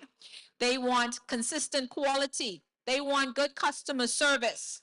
They want hygienic appearance, not just your appearance, but the business. You can't be so busy that all the food is on the ground or on the counter. Okay? They want you to be using best practices. They don't want you to be handling the money and then you go in to pick up the food.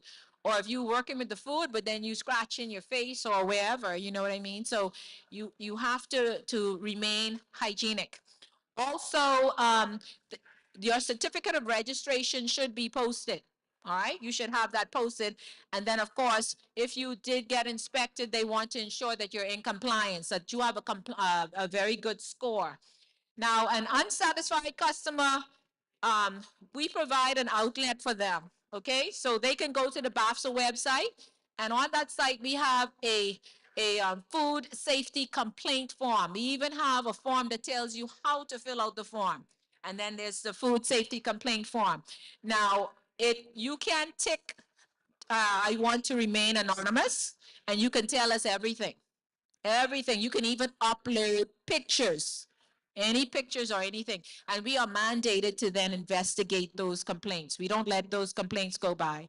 We have seen some things, some really bad things. And what are some consequences of non-compliance? This is serious, folks. More people become ill, according to the World Health Organization. They estimated that 1 in 10 people become ill, or 600 million people become ill after consuming contaminated food. This is like the world statistics. All right. And at least 420,000 persons die per year. It is estimated that 110 US dollars is lost, especially in countries like ours, low and middle income countries. Okay, because people are missing work, they're ill, they're reporting in ill, and so sick, so they're not coming to work. So a lot of money is lost, a lot of medical expense, insurance money is getting used up, or their own money getting used up. Um, However, children 5 years and under carry 40% of the burden of foodborne illnesses. Okay? 40% of that burden. You have 125,000 of them that die each year. So when we're preparing food for vulnerable groups like children under 5, or the elderly, or pregnant women, or people who have a compromised immune system, who are ill, who maybe have AIDS or cancer or some disease, right? You have to be very careful when you're fixing their food. So in these hospices and hospitals and different places, you have to really, really use good hygienic practices. And then, of course, our socioeconomic growth is stifled, etc. So if you want, you can contact us. The table is right over there, but you can email the Food Safety and Quality Group directly at fsq@bahfsabahamas.com. Our phone number at the agency is 603-3260. We are located at 99 Crawford Street. If everybody know where Sandpin Motors is, the corner opposite that is Davis Street. When you turn through there, the first corner on the right is Crawford Street. We're the third building through, white building, and you'll see BAHFSA's sign all over it. And then, of course, we have the BAHFSA website at www.bahfsabahamas.com. And thank you, folks. So I'll leave you with this. Let's build a robust food safety culture together. Register today. Ladies and Thank gentlemen, you. let's give Dr. Johnson a wonderful hand for that presentation. Thank you so very much. Please, I encourage you, when you have the opportunity, to please check out their table. Now we have our next presenter coming up, Mr. Sean Adderley from ZNS Broadcasting.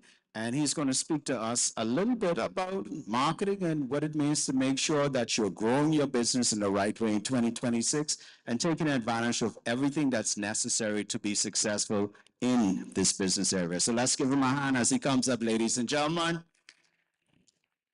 Boy, that's weak. That's weak. Let's give him a hand. Thank you. Thank you, thank you.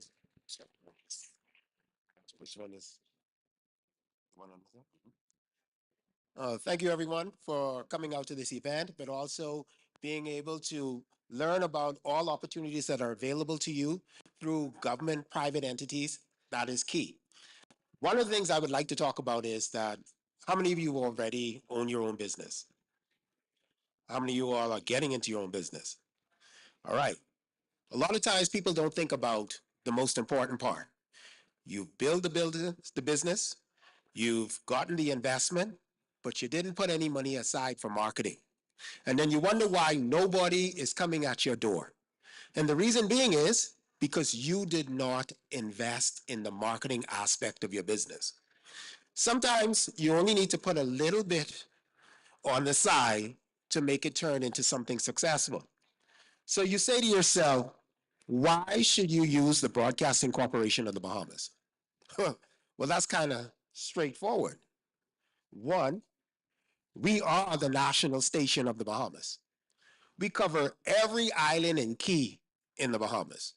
All right. We have over 6 radio stations, 2 television stations. We are on all social media platforms. Okay. We are the only, and I don't like to brag, but we are the only one that can get your message out there to all of the persons that you need. Okay.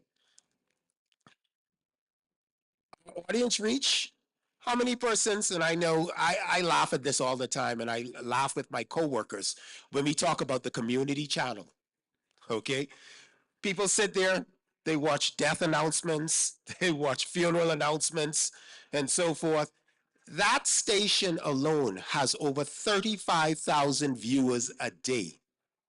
Okay? Could you imagine if you even got 5% of those persons to see your ad on that channel as it rotates? That's a lot of eyes watching your business. Okay? And it's affordable. And that's why we say to persons, there are only certain platforms that you should look at spending your money. All right? One of the key things is that in marketing, you need to focus on your brand, your strategy, and your advertising. You already got the money. You already met with CIBC, Fidelity, Simplified Lending. You've met with all of them. They got you your money. You're going home. You see the money sitting inside your account, but you want to see that money grow. Okay? So you need to first figure out what your brand is. Okay? What are you selling to the public that are going to get them to buy in? Now, I'm not going to be a marketing person and says, oh, just spend money on ZNS. Okay? I could do that. But I don't want to do that. I want to be a person that says to you, if it ain't making money, it ain't making sense.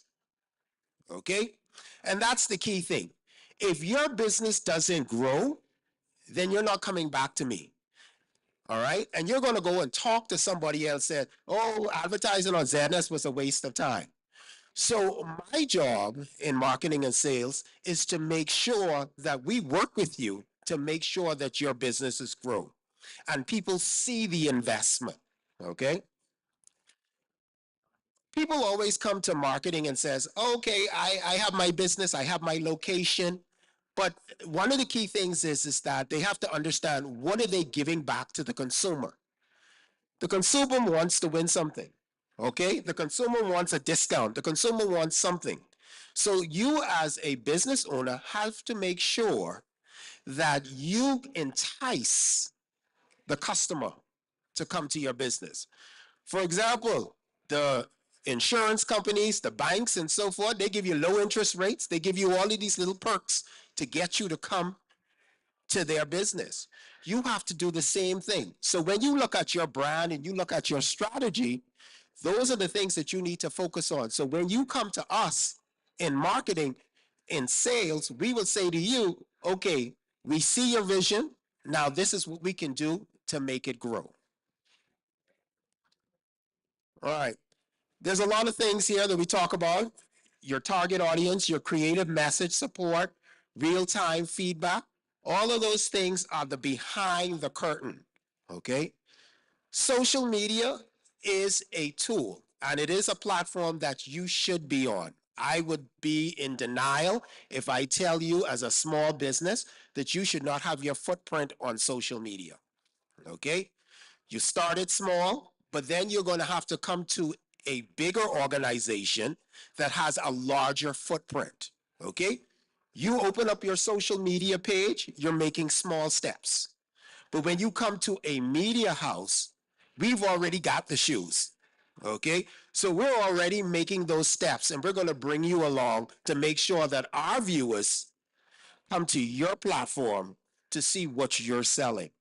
Okay? Again, we have flexible packages that are available at ZNS. Packages start from as low as $250. Okay? That perk your eye, right? Could you imagine? You're only paying a minimum of $35 per day on the community page. I've got people who are selling cars in our classified section on the community page for $49 a month. Okay? Small business packages that start so low that you're wondering if we're just giving away the shop, but we're not. We're working with you. Like I said, because it's all about return on investment. The more traffic we bring to you, the more people that swing open your door, the more you talk about us and you bring investment to us. All right? If anybody have any questions? No? That's a good thing. Contact information is saleshq@znsbahamas.com. Our phone number is 502-3800. All right, and my name is Sean Adderley. I'm the AGM of Marketing and Sales at ZNS. All right, so you could say, hey, I saw this red man. He was talking about sales at ZNS. That's who I want to talk to because he's going to make deals for me. All right. You can call me about small businesses. Just call and someone in the sales department, or they will speak directly to me. All right. Thank you again.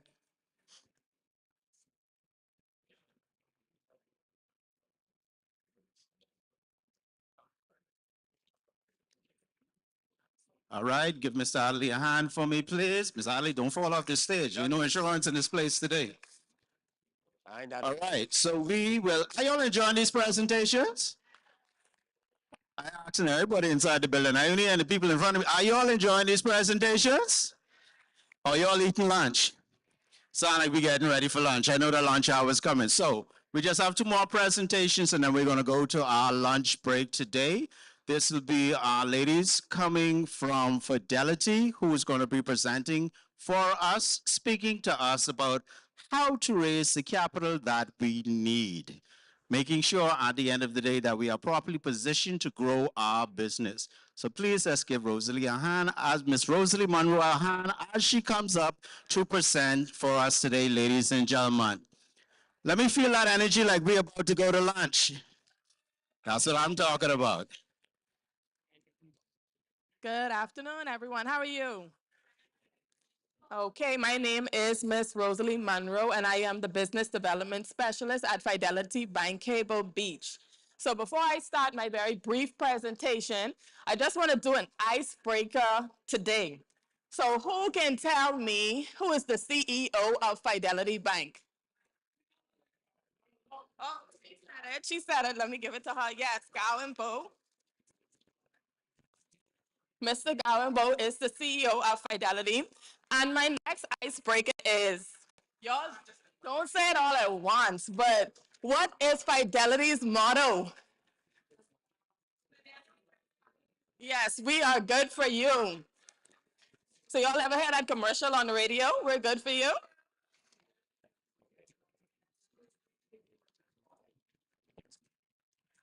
Yeah, so. Yeah. All right. So at Fidelity, what do we want to talk about today? We want to talk about entrepreneurs and persons being able to start their business banking relationship with Fidelity. So some of the things that we offer are personal accounts, fixed deposits, ASU savings accounts. Are you familiar with our ASU savings accounts? No. You want to know the difference between an ASU savings as opposed to a fixed deposit? All right. So the difference between the ASU savings is It operates just like a fixed deposit account. However, you can deposit on this account as you go. So with the fixed deposit, it's just one lumped in amount. But with the ASU savings, you get the same benefit as the fixed, but you can deposit whenever you want to. No debit card attached. And we pay you 1% interest on that. We also offer business accounts and business checking accounts. So if you want to establish a business banking relationship with us, the only thing that you need to open up a business account at Fidelity, providing that your business is not incorporated, is a business license and a passport or a driver's license. Isn't that amazing? No bunch of paperwork, no major paperwork, just a business license, a valid business license, and a driver's license or a passport. I think we need to have a hand for that. The business account fee at Fidelity is $16.50 a month. That also deserves a hand because that's actually very cheap. $16.50, right? We offer corporate credit cards, and we also offer commercial loans for persons that are seeking funding for their business as well. Okay? So with our credit cards, one of my favorite features with that is the freedom points. So every dollar you spend on a card, you get back a point. And every 2,500 points, we give you back $25 cash. So you can't beat that. We also offer in-person banking. So we allow you to come in to deposit and withdraw over the counter. You know, some places you're not able to do that anymore, but if you still want that personable feel, coming in and talking to someone, we offer that as well. Now, every bank offers the things that I'm talking about. So what separates Fidelity from our competition? We offer something called free financial coaching. What that is we talk about goal setting, we talk about budget planning, we discuss your assets and your liabilities. We also talk about retirement planning and estate planning and life insurance. All of this is for free. So when we say that we are good for you, we actually mean that because we care about your financial stability and basically developing a strategy to succeed in whatever business you have. So another thing that separates us is the access to our relationship managers. You can walk into the bank, you can ask to see the branch manager. You could even pick up your phone today or tomorrow and ask to speak to Gowan Bow. That same person who I said was the CEO, I could give you his number.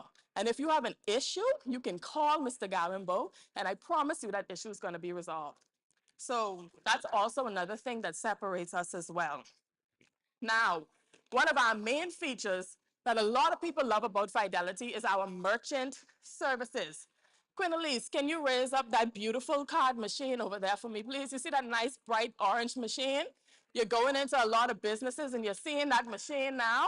Everyone has one of those. Don't you want one? So if I switch to the slide, oh, this is going to be a while. But the types of merchant services that we offer are our terminals.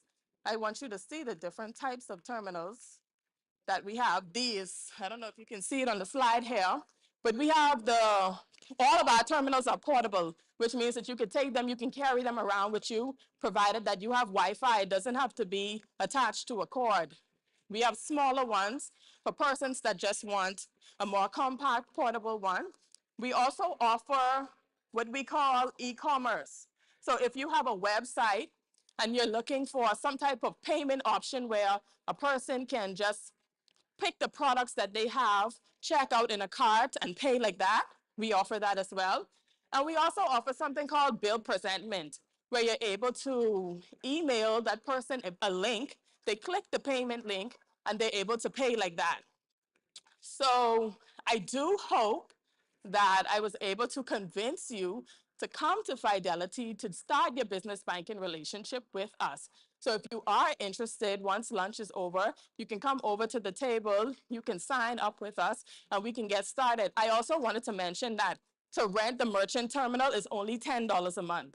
So $10 a month. So $16.50 for the business account and $10 a month, and you have your machine, you're good to go. All right, so thank you so much for your time, and I do hope you enjoy the rest of your day.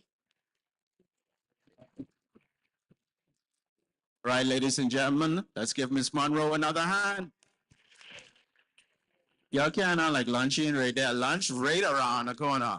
So we have one more presenter for you, Miss Storr from BAIC.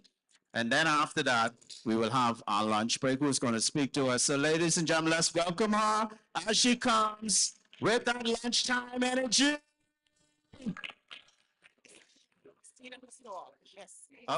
Miss Dean and Miss Storr, thank you for the correction, Miss Dean. As a humble child, you know, I could take my beating like everybody else. Please, ladies and gentlemen, let's give them a hand as they come.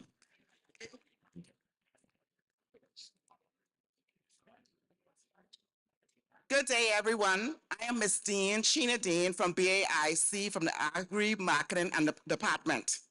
My name is Lanika Storr, and I'm from the Property Department, Officer of Property Department. Hi. It's truly a pleasure to be here with you guys to share about our organization that is making a real impact across our nation, and that is BAIC, Bahamas Agricultural and Industrial Corporation. BAIC serves as a business arm of the government of the Bahamas, and our core mission is simple but powerful: to empower Bahamians, strengthen small businesses, and drive sustainable economic growth across our islands. We are committed to building industries, creating opportunities, and helping everyday Bahamians turn ideas into thriving enterprises. At BAIC, we proudly operate as a one-stop shop. That means whether someone is just starting with a vision or ready to scale an existing business, we provide tools, training, resources, and infrastructure needed to succeed, all under one umbrella. Our work is driven through 5 major departments, each designed to support different aspects of business and industry development. We have our entrepreneurial department, development and planning department. This is where ideas are nurtured and shaped into viable businesses. We provide business planning support, host symposiums like this one, and offer workshops that equip entrepreneurs with the knowledge and skills they need to succeed in today's competitive environment. Next, we have our food processing department. This department focuses on adding value to local products. We provide hands-on training in food processing, helping individuals transform raw agricultural goods, into processed products that meet quality and safety standards. Our Property and Industrial Development Department plays a critical role in providing space for growth. BAIC manages industrial parks and properties across several islands, including Gladstone Road, New Providence, as well as Abaco, Eleuthera, Andros, and Soldier Road Industrial Park. Within these spaces, we offer land and buildings for lease and giving entrepreneurs access to facilities where they can operate, produce, and expand their businesses. We also support family island development through packing houses, which allow farmers and producers to prepare and send their goods to our main facility in Nassau, which is at the Produce Exchange, for distribution and sale. This creates a direct link between the family island and the capital, strengthening national trade and ensuring products reach wider markets. BAIC, we recently opened 4 fish and farm stores across the Bahamas: Andros, Cat Island, Eleuthera, and Exuma. This gives our farmers direct access to supplies. Another key area in our Orange is our Orange Economy Department, where we invest in creativity and culture. Through training and workshops in areas such as jewelry making, straw work, and sew production, we help individuals turn their creativity into income-generating ventures while preserving our rich Bahamian heritage. And of course, we have our Agriculture and Marketing Department, which is central to our mission of food security and economic sustainability. We support farmers through training, resources, and innovative initiatives that boost production and efficiency. Within the Agriculture Marketing Department, BAIC is also advancing key projects such as commercial farming initiatives, the feed mill development, and poultry production. Our layer program is particularly impactful as it focuses on producing organic eggs to support local markets and also being sold at a producer exchange.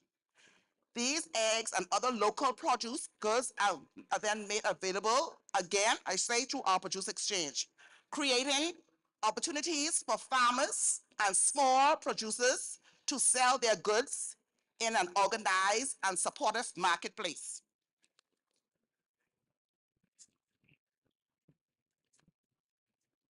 We are also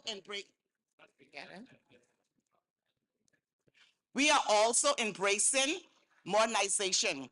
BAIC, as of April 1st, 2026, is moving towards becoming a cashless entity, making transactions more efficient, transparent, and accessible for our clients and partners. Overall, BAIC is an organization where we are partnering in progress. We connect entrepreneurs to opportunities, provide access to land and facilities, support production and processing, and help bring products to market. From farming and fishing to manufacturing and creative industries, we are building a stronger, more self-sufficient Bahamas. BAIC stands as a pillar of support for Bahamians who are ready to build, grow, and succeed. We are here to ensure that no matter where you are in your journey, you have access to the resource and guidance needed to move forward with confidence. BAIC, December the 5th, 2026, we are proposed to have an Artisan Award for the Orange Economy practitioners. So stay tuned for all the information in the upcoming months. And also BAIC will be holding the Taste and Tell event on April 25th, 2026 from 1 p.m. to 9 p.m. On Awaki, where we have all Bahamian-made products, jams, wine, conky conk fritters, potato bread, cookies, all made by Bahamians, just to name a few. So place it on the calendar and I'll meet you there. Thank you very much. Thank you so much. We hope you join us at our table in the corner. Thank you. Thank you. Thank you, ladies. You're welcome. Thank you so much, ladies. Has it been a good day so far? If you eat lunch, I'm here saying, that's what I'm talking about. Ladies and gentlemen, thank you so much for your time today. This is going to be the end of our broadcast for the day. But if you enjoyed all of the presentations, please let's give all of our presenters a wonderful hand, please. So we just want to invite persons. We are still going to be here until 4 p.m. today. We're going to take a quick lunch break from 1 to 2. But you are still able to pass through and see any of the wonderful vendors that are actually here. Speak to them while we're actually here. Take opportunity while you're actually here. Share the message. We will also be here again tomorrow. So we invite persons to please come through, and we're going to have some more presentations to assist you because we want you to be successful in 2026.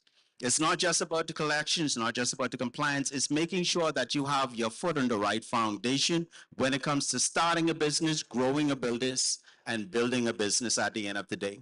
And if you need assistance in any of the other areas, real property tax, condo tax, short-term, vacation rental, VAT stamp, TCC, we have all of the inland revenue team here to assist you. Our client services team is here to assist you. I got to give my shout out to the best team in the world, the comms and training team. I'm sorry, I bias, but I got to give my shout out to the best team inside the world at the end of the day.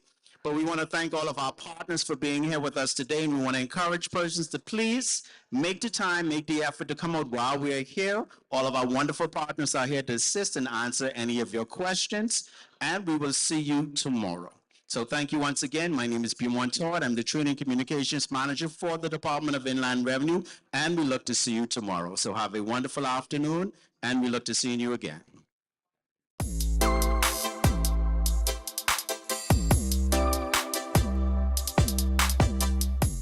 Good day and welcome to another episode of DIR Let's Talk Sense. I'm your host, Beaumont Todd, right here on DIR Let's Talk Sense, where we break down all of the amendments, the laws, and the different things to make it easier for you, our taxpayers, and our clients to be able to process everything that we do here at the Department of Inland Revenue. Today, we have a special guest with us, Mr. Keisha Brown Johnson, who is the Manager for General Processing here at the Department of Inland Revenue. And today we're going to talk about one of those topics that affects many businesses throughout the Commonwealth of the Bahamas. Ms. Brown Johnson, welcome to the show. Thank you, Mr. Todd. It's a pleasure to be here. Well, it's a pleasure having you with us. So tell us a little bit, how long have you been at the Department of Inland Revenue? Okay, I've been here for about 12 years now. I started when VAT was first implemented. Okay. And now I am the manager of general processing. I've been managing this section for about 3 years now. And I think it's the best place. I love my section. Awesome. Now, today we get the chance to talk about one of those things that a lot of businesses sometimes get confused about, VAT. I know we've gone through a number of different rates and we're now settling on probably another change. But for those listening in, what exactly is VAT? Okay, value-added tax is a consumption-based tax that is charged on most goods that are sold locally or services that are rendered locally here in the Bahamas. Okay. So with that being said, who actually administers VAT? We administer VAT at the Department of Inland Revenue, headed by our comptroller. We administer value-added tax along with other tax types, which include business license, real property tax, VAT stamp, and first home exemption. Okay. So I'm in business. I've been in business for a few years, making some good money. Who is actually required to register for VAT? Okay, a taxpayer is required to register their business when the amount of the annual turnover exceeds $100,000. Now, when you say the annual turnover, this is if it's just on one business, is it on my business, or is it on my particular tent that my business may fall under? It's for that particular person or whoever is registered under that tax identification number. So I have a number of different businesses. I'm a sole proprietor. I have a partnership and I have a limited company. If my sole proprietorship business is over 100,000, but my limited company is less than 100,000, do I pay VAT on all of those? You pay VAT on all businesses that are registered under that tax identification number. That goes over the 100,000. Correct.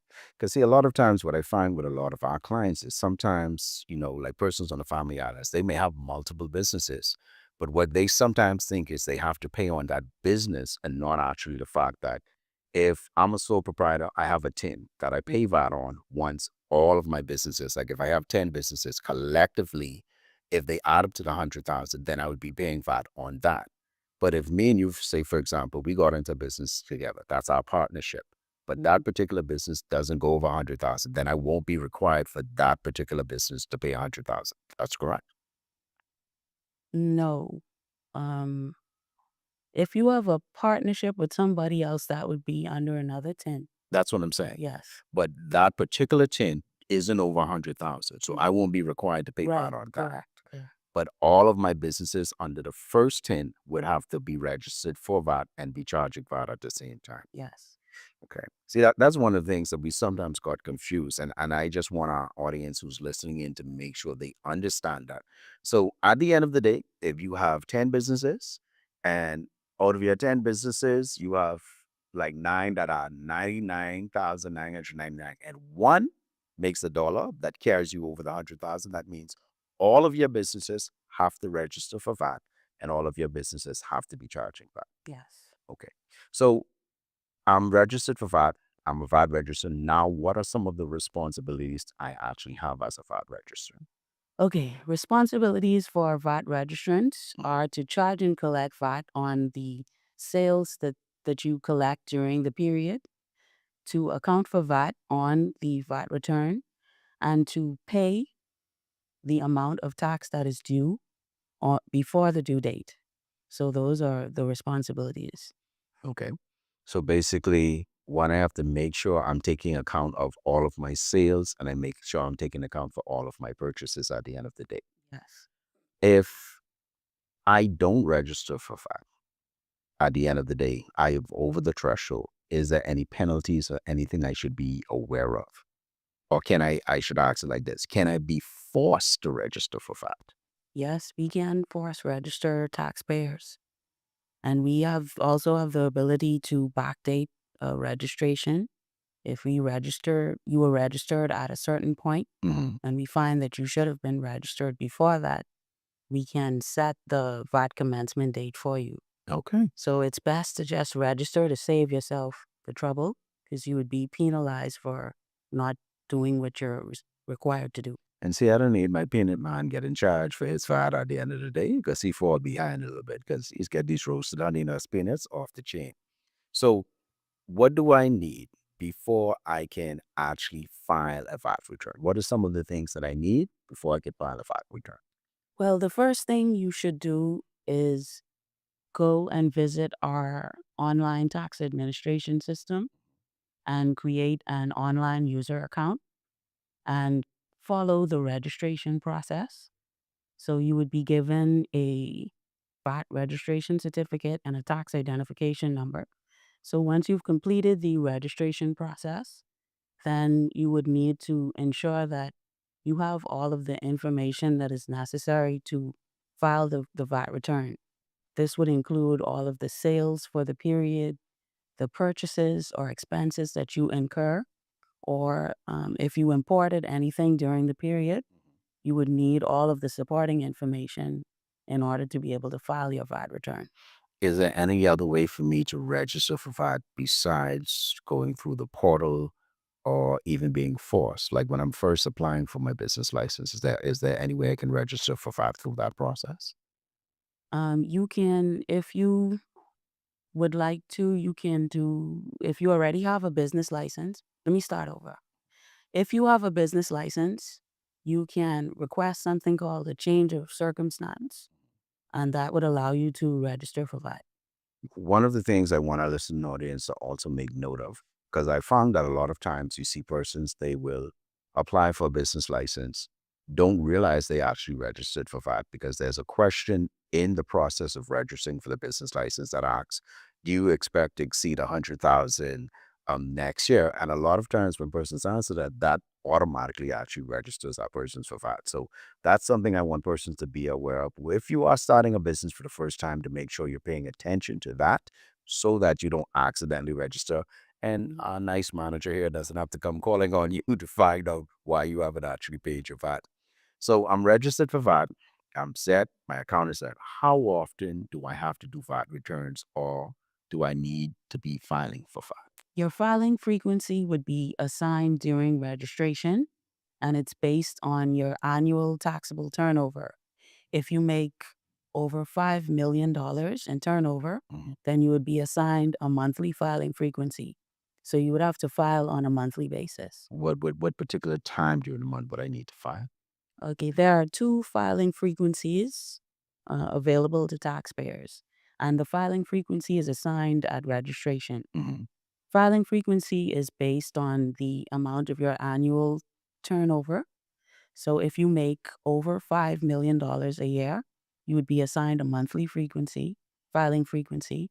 And if you make less than $5 million, then you would be assigned a quarterly filing frequency. Now, I know we have a particular unit that deals with taxpayers that are 5 million and more, a large taxpayers unit. What is their filing period look like? All of the taxpayers accepted into the large taxpayers unit, they file on a monthly basis. because they're already making that, they exceed the $5 million in turnover. But not all large taxpayers are in the large taxpayers unit, because they have special requirements that they have to have met before they accept the taxpayer into the large taxpayer unit. What I would ask then, what is the dates during the month that those taxpayers would have to file, the ones in the large taxpayers versus everyone else? If you're a taxpayer that's accepted into the large taxpayer unit, your VAT return and payment is due 14 days after the end of the filing period. Okay. And everybody else is basically on the 21st. 21 days after. Okay. All right. So we're going to take our first break right here.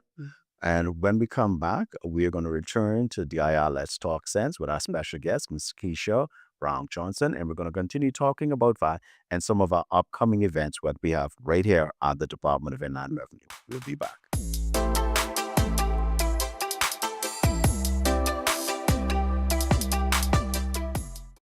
At BOB, we take pride in our business banking. I chose Bank of the Bahamas because it was a Bahamian-owned bank. The bank has certainly supported our evolution through overdraft facilities, purchasing of equipment, facilitating of salary payments, and I really believe that Bank of the Bahamas is able to help in the development of the local economy. I would truly recommend the services at Bank of the Bahamas. Today, you'll learn how to register for VAT as a user with an existing TIN and business license. Start by logging into vat.revenue.gov.bs. Once the page loads, hover over the Services tab in the top menu. Then, click on Register New Tax Type. Click the Start button to begin your application. On the next screen, click the button labeled Value Added Tax. Now fill out all the required information. Ensure everything is accurate before moving forward. Please note, you must download, fill out, and upload the Change of Circumstance VAT registration form, located on our website, inlandrevenue.finance.gov.bs, under the Value Added Tax tab, Forms VAT 2025. Upload all the supporting documents, click Save and Continue. Finally, read and agree to the following statement by ticking the checkbox below and then click Submit. You'll receive a CHG number confirming that your VAT registration has been submitted. For more information, visit our website at inlandrevenue.finance.gov.bs or follow us on social media at DIR Bahamas. Welcome to the Bahamas Chamber of Commerce and Employers Confederation, BCCEC. As the leading voice of the business community, our mission is simple: to ensure that businesses across our islands thrive in a competitive global economy. The BCCEC provides vital support to businesses of all sizes, from small startups to major enterprises.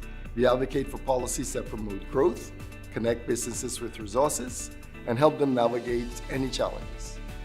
By joining the BCCEC, you gain access, exclusive opportunities to connect with industry leaders, advice, expert guidance, and training tailored to support your business, and advocacy. We ensure your voice is heard at the highest levels of government. The BCCEC is a catalyst for economic development in the Bahamas. We give our members, whether large corporations or small businesses, the tools and support to succeed and grow. For decades, the Bahamas Chamber of Commerce and Employers Confederation has been a pillar of stability and progress, influencing policies, driving innovation, and fostering an environment where businesses can flourish. Join the Bahamas Chamber of Commerce today and be a part of a dynamic network that champions your business. With advocacy, resources, and connections, we're here to help you succeed.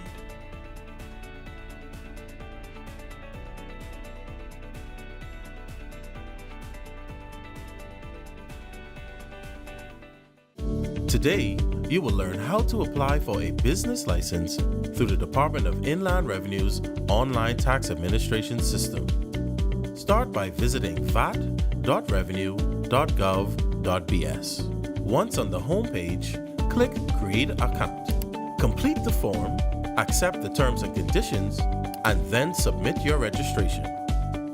Next, log into your email to activate your account. Now, using the username and password you created, click Login. Then select Start Registration. Ensure that you have your personal NIB and NIB business registration information ready. Next, select Register a Person. Click Start. Then select Sole Trader. Then click Continue. Continue the eligibility form. Select Continue Registration and Continue Application. Now, complete form details, then click Save and Continue. Finally, upload all of the supporting documents.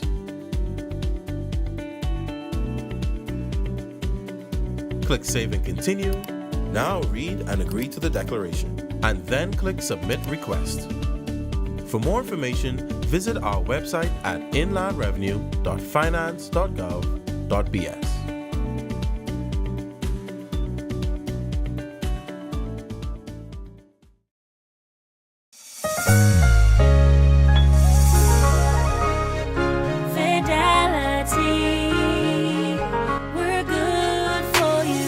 We believe in relationship banking. We take pride in getting to know our clients. You have access to knowledgeable, approachable ambassadors and financial coaches so that we can recommend the best product for you. At Fidelity, we care about you. From your financial health to your physical health, we can relate to you because we're just like you. Come and start your relationship banking experience with us today. Visit us online at fidelitygroup.com. Visit any of our branches in Nassau or Grand Bahama, or phone 356-7764 in Nassau or 352-6676 for Freeport.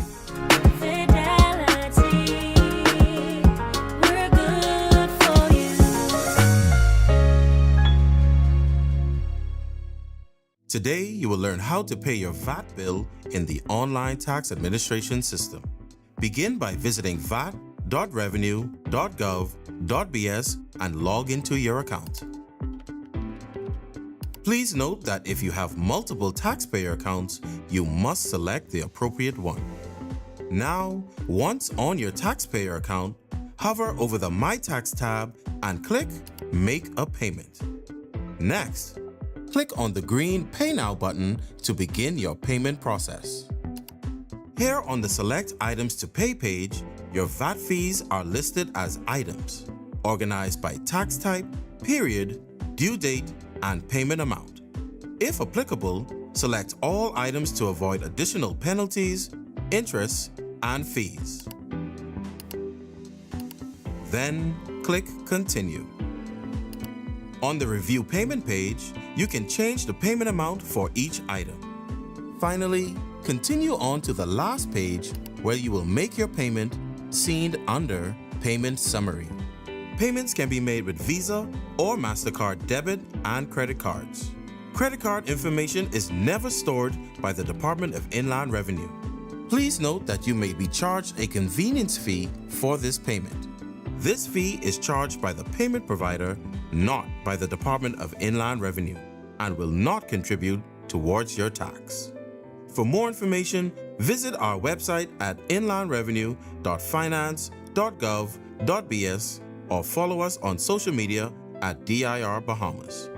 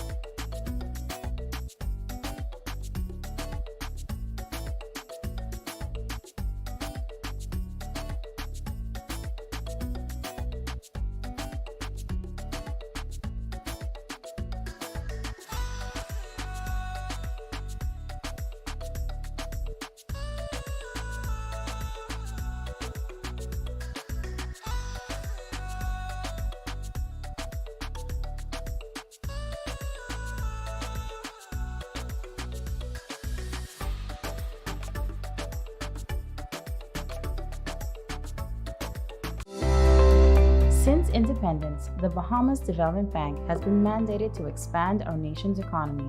We invest in Bahamian companies, from Grand Bahama to Inagua. Our clients come from all sectors of local industry, from manufacturing to agriculture to the creative industries to the mailboat that brings it all to you. We are always looking for the next great opportunity to invest in creativity, innovation, and sustainability. Visit our website today to apply.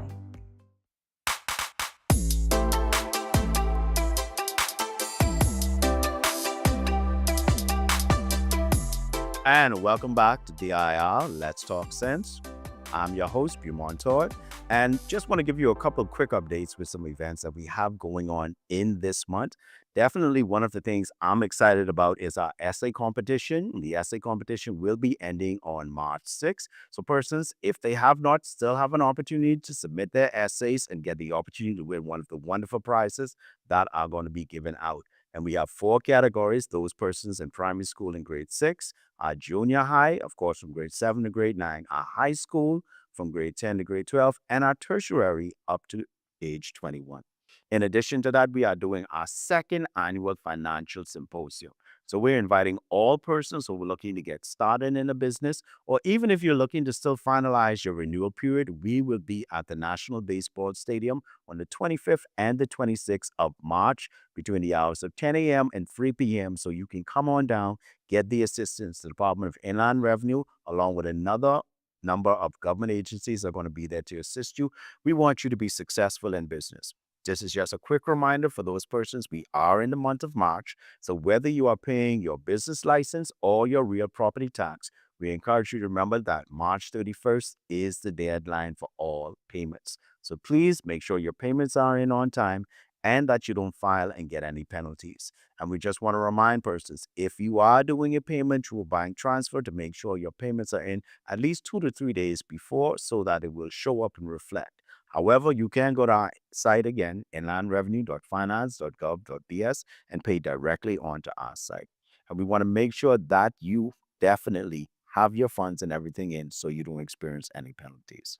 Now, Ms. Brown, Johnson, I keep mixing it up. Please forgive me. You don't have to edit this. At the end of the day, the next question I would ask, since we were talking about VAT, what records must I keep to make sure that my VAT records are actually up to date? Okay, the records that you are required to keep include a listing of your sales for the period, your purchases or expenses, and also a listing of any imported items for the period. Okay. What are some of the common mistakes that our taxpayers make that they should be aware of when it comes to them filing their VAT? Common mistakes that we see normally include filing for the wrong taxpayer, filing for the wrong period.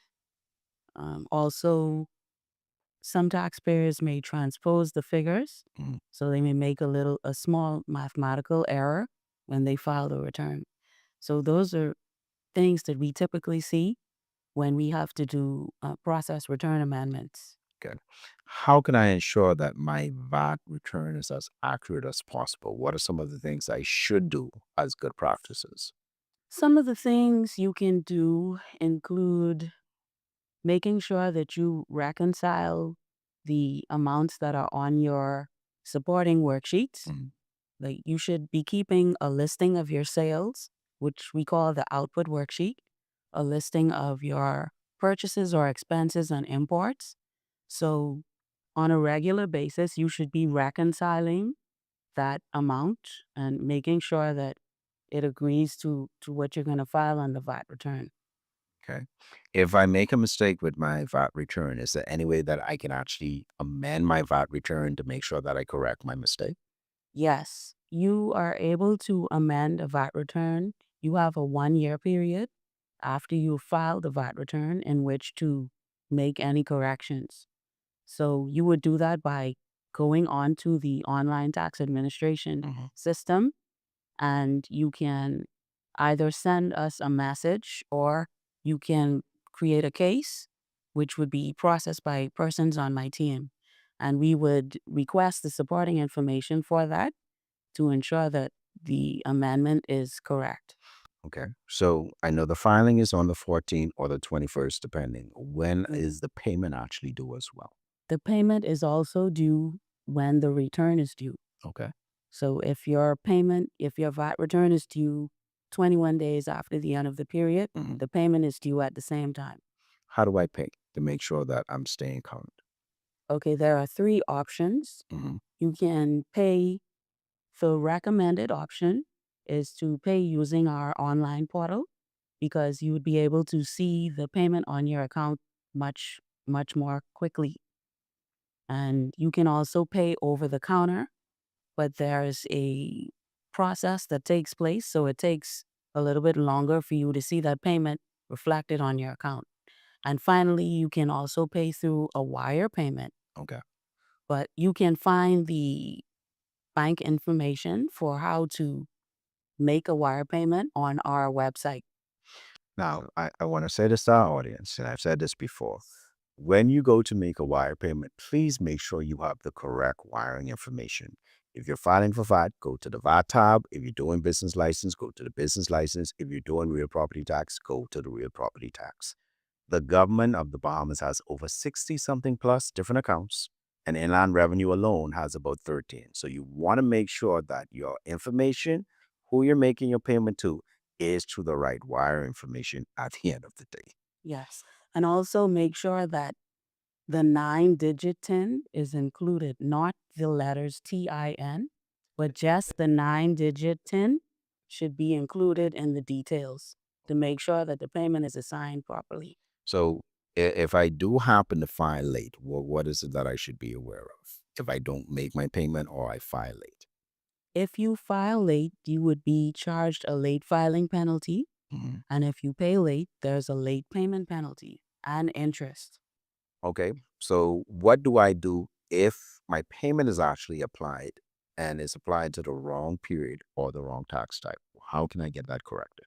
If your payment is applied to the wrong period or tax type, you would simply send us a message by logging onto the portal, clicking on send message, and include a subject of payment, and then explain, give us the receipt number, the amount, and the tax type that you want it to be applied to, the tax type or period.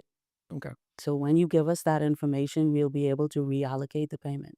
Now, we know sometimes as business persons get busy and they may see their time coming up. Is there any way that they can receive an extension to file or to pay their VAT if this needed? Yes, we give filing extensions for the VAT return, but note that there's no extension for payment. Okay. So you can request a filing extension by, once again, logging onto the online portal and sending a message with a subject of filing extension. And you would just give us the reason why you want the extension and upload any supporting documentation. Okay. If I'm filing for my VAT and I notice that my return is 0, what do I do in that instant? If your return is 0, you're still required to file a VAT return. Okay. So you would just be filing a 0 return. Okay. But you would not have to make any payment, obviously. Any final closing remarks for our audience or advice for persons that are tuning in when it comes to them filing their VAT and making sure that they stay up to date? The advice I would give to taxpayers is to ensure that you're maintaining proper records, because that is one of your responsibilities as a VAT registrant, to ensure that you're keeping records for at least 5 years. So for every period, ensure that you have digital copies of all of your sales, your purchases, and imports for the period. Excellent. Ms. Brown-Johnson, I want to thank you for being with us today. And we just want to remind you that we are definitely going to be coming back with another episode. Exciting stuff happening right at the Department of Inland Revenue or one of our partner agencies. If you need any information, you can go to our website on inlandrevenue.finance.gov.bs or definitely follow us on all of our social platforms at DIR Bahamas. This has been your host, Beaumont Todd. It's been a pleasure being with you today right here on DIR Let's Talk Sense, and we're going to see you next time. We're out.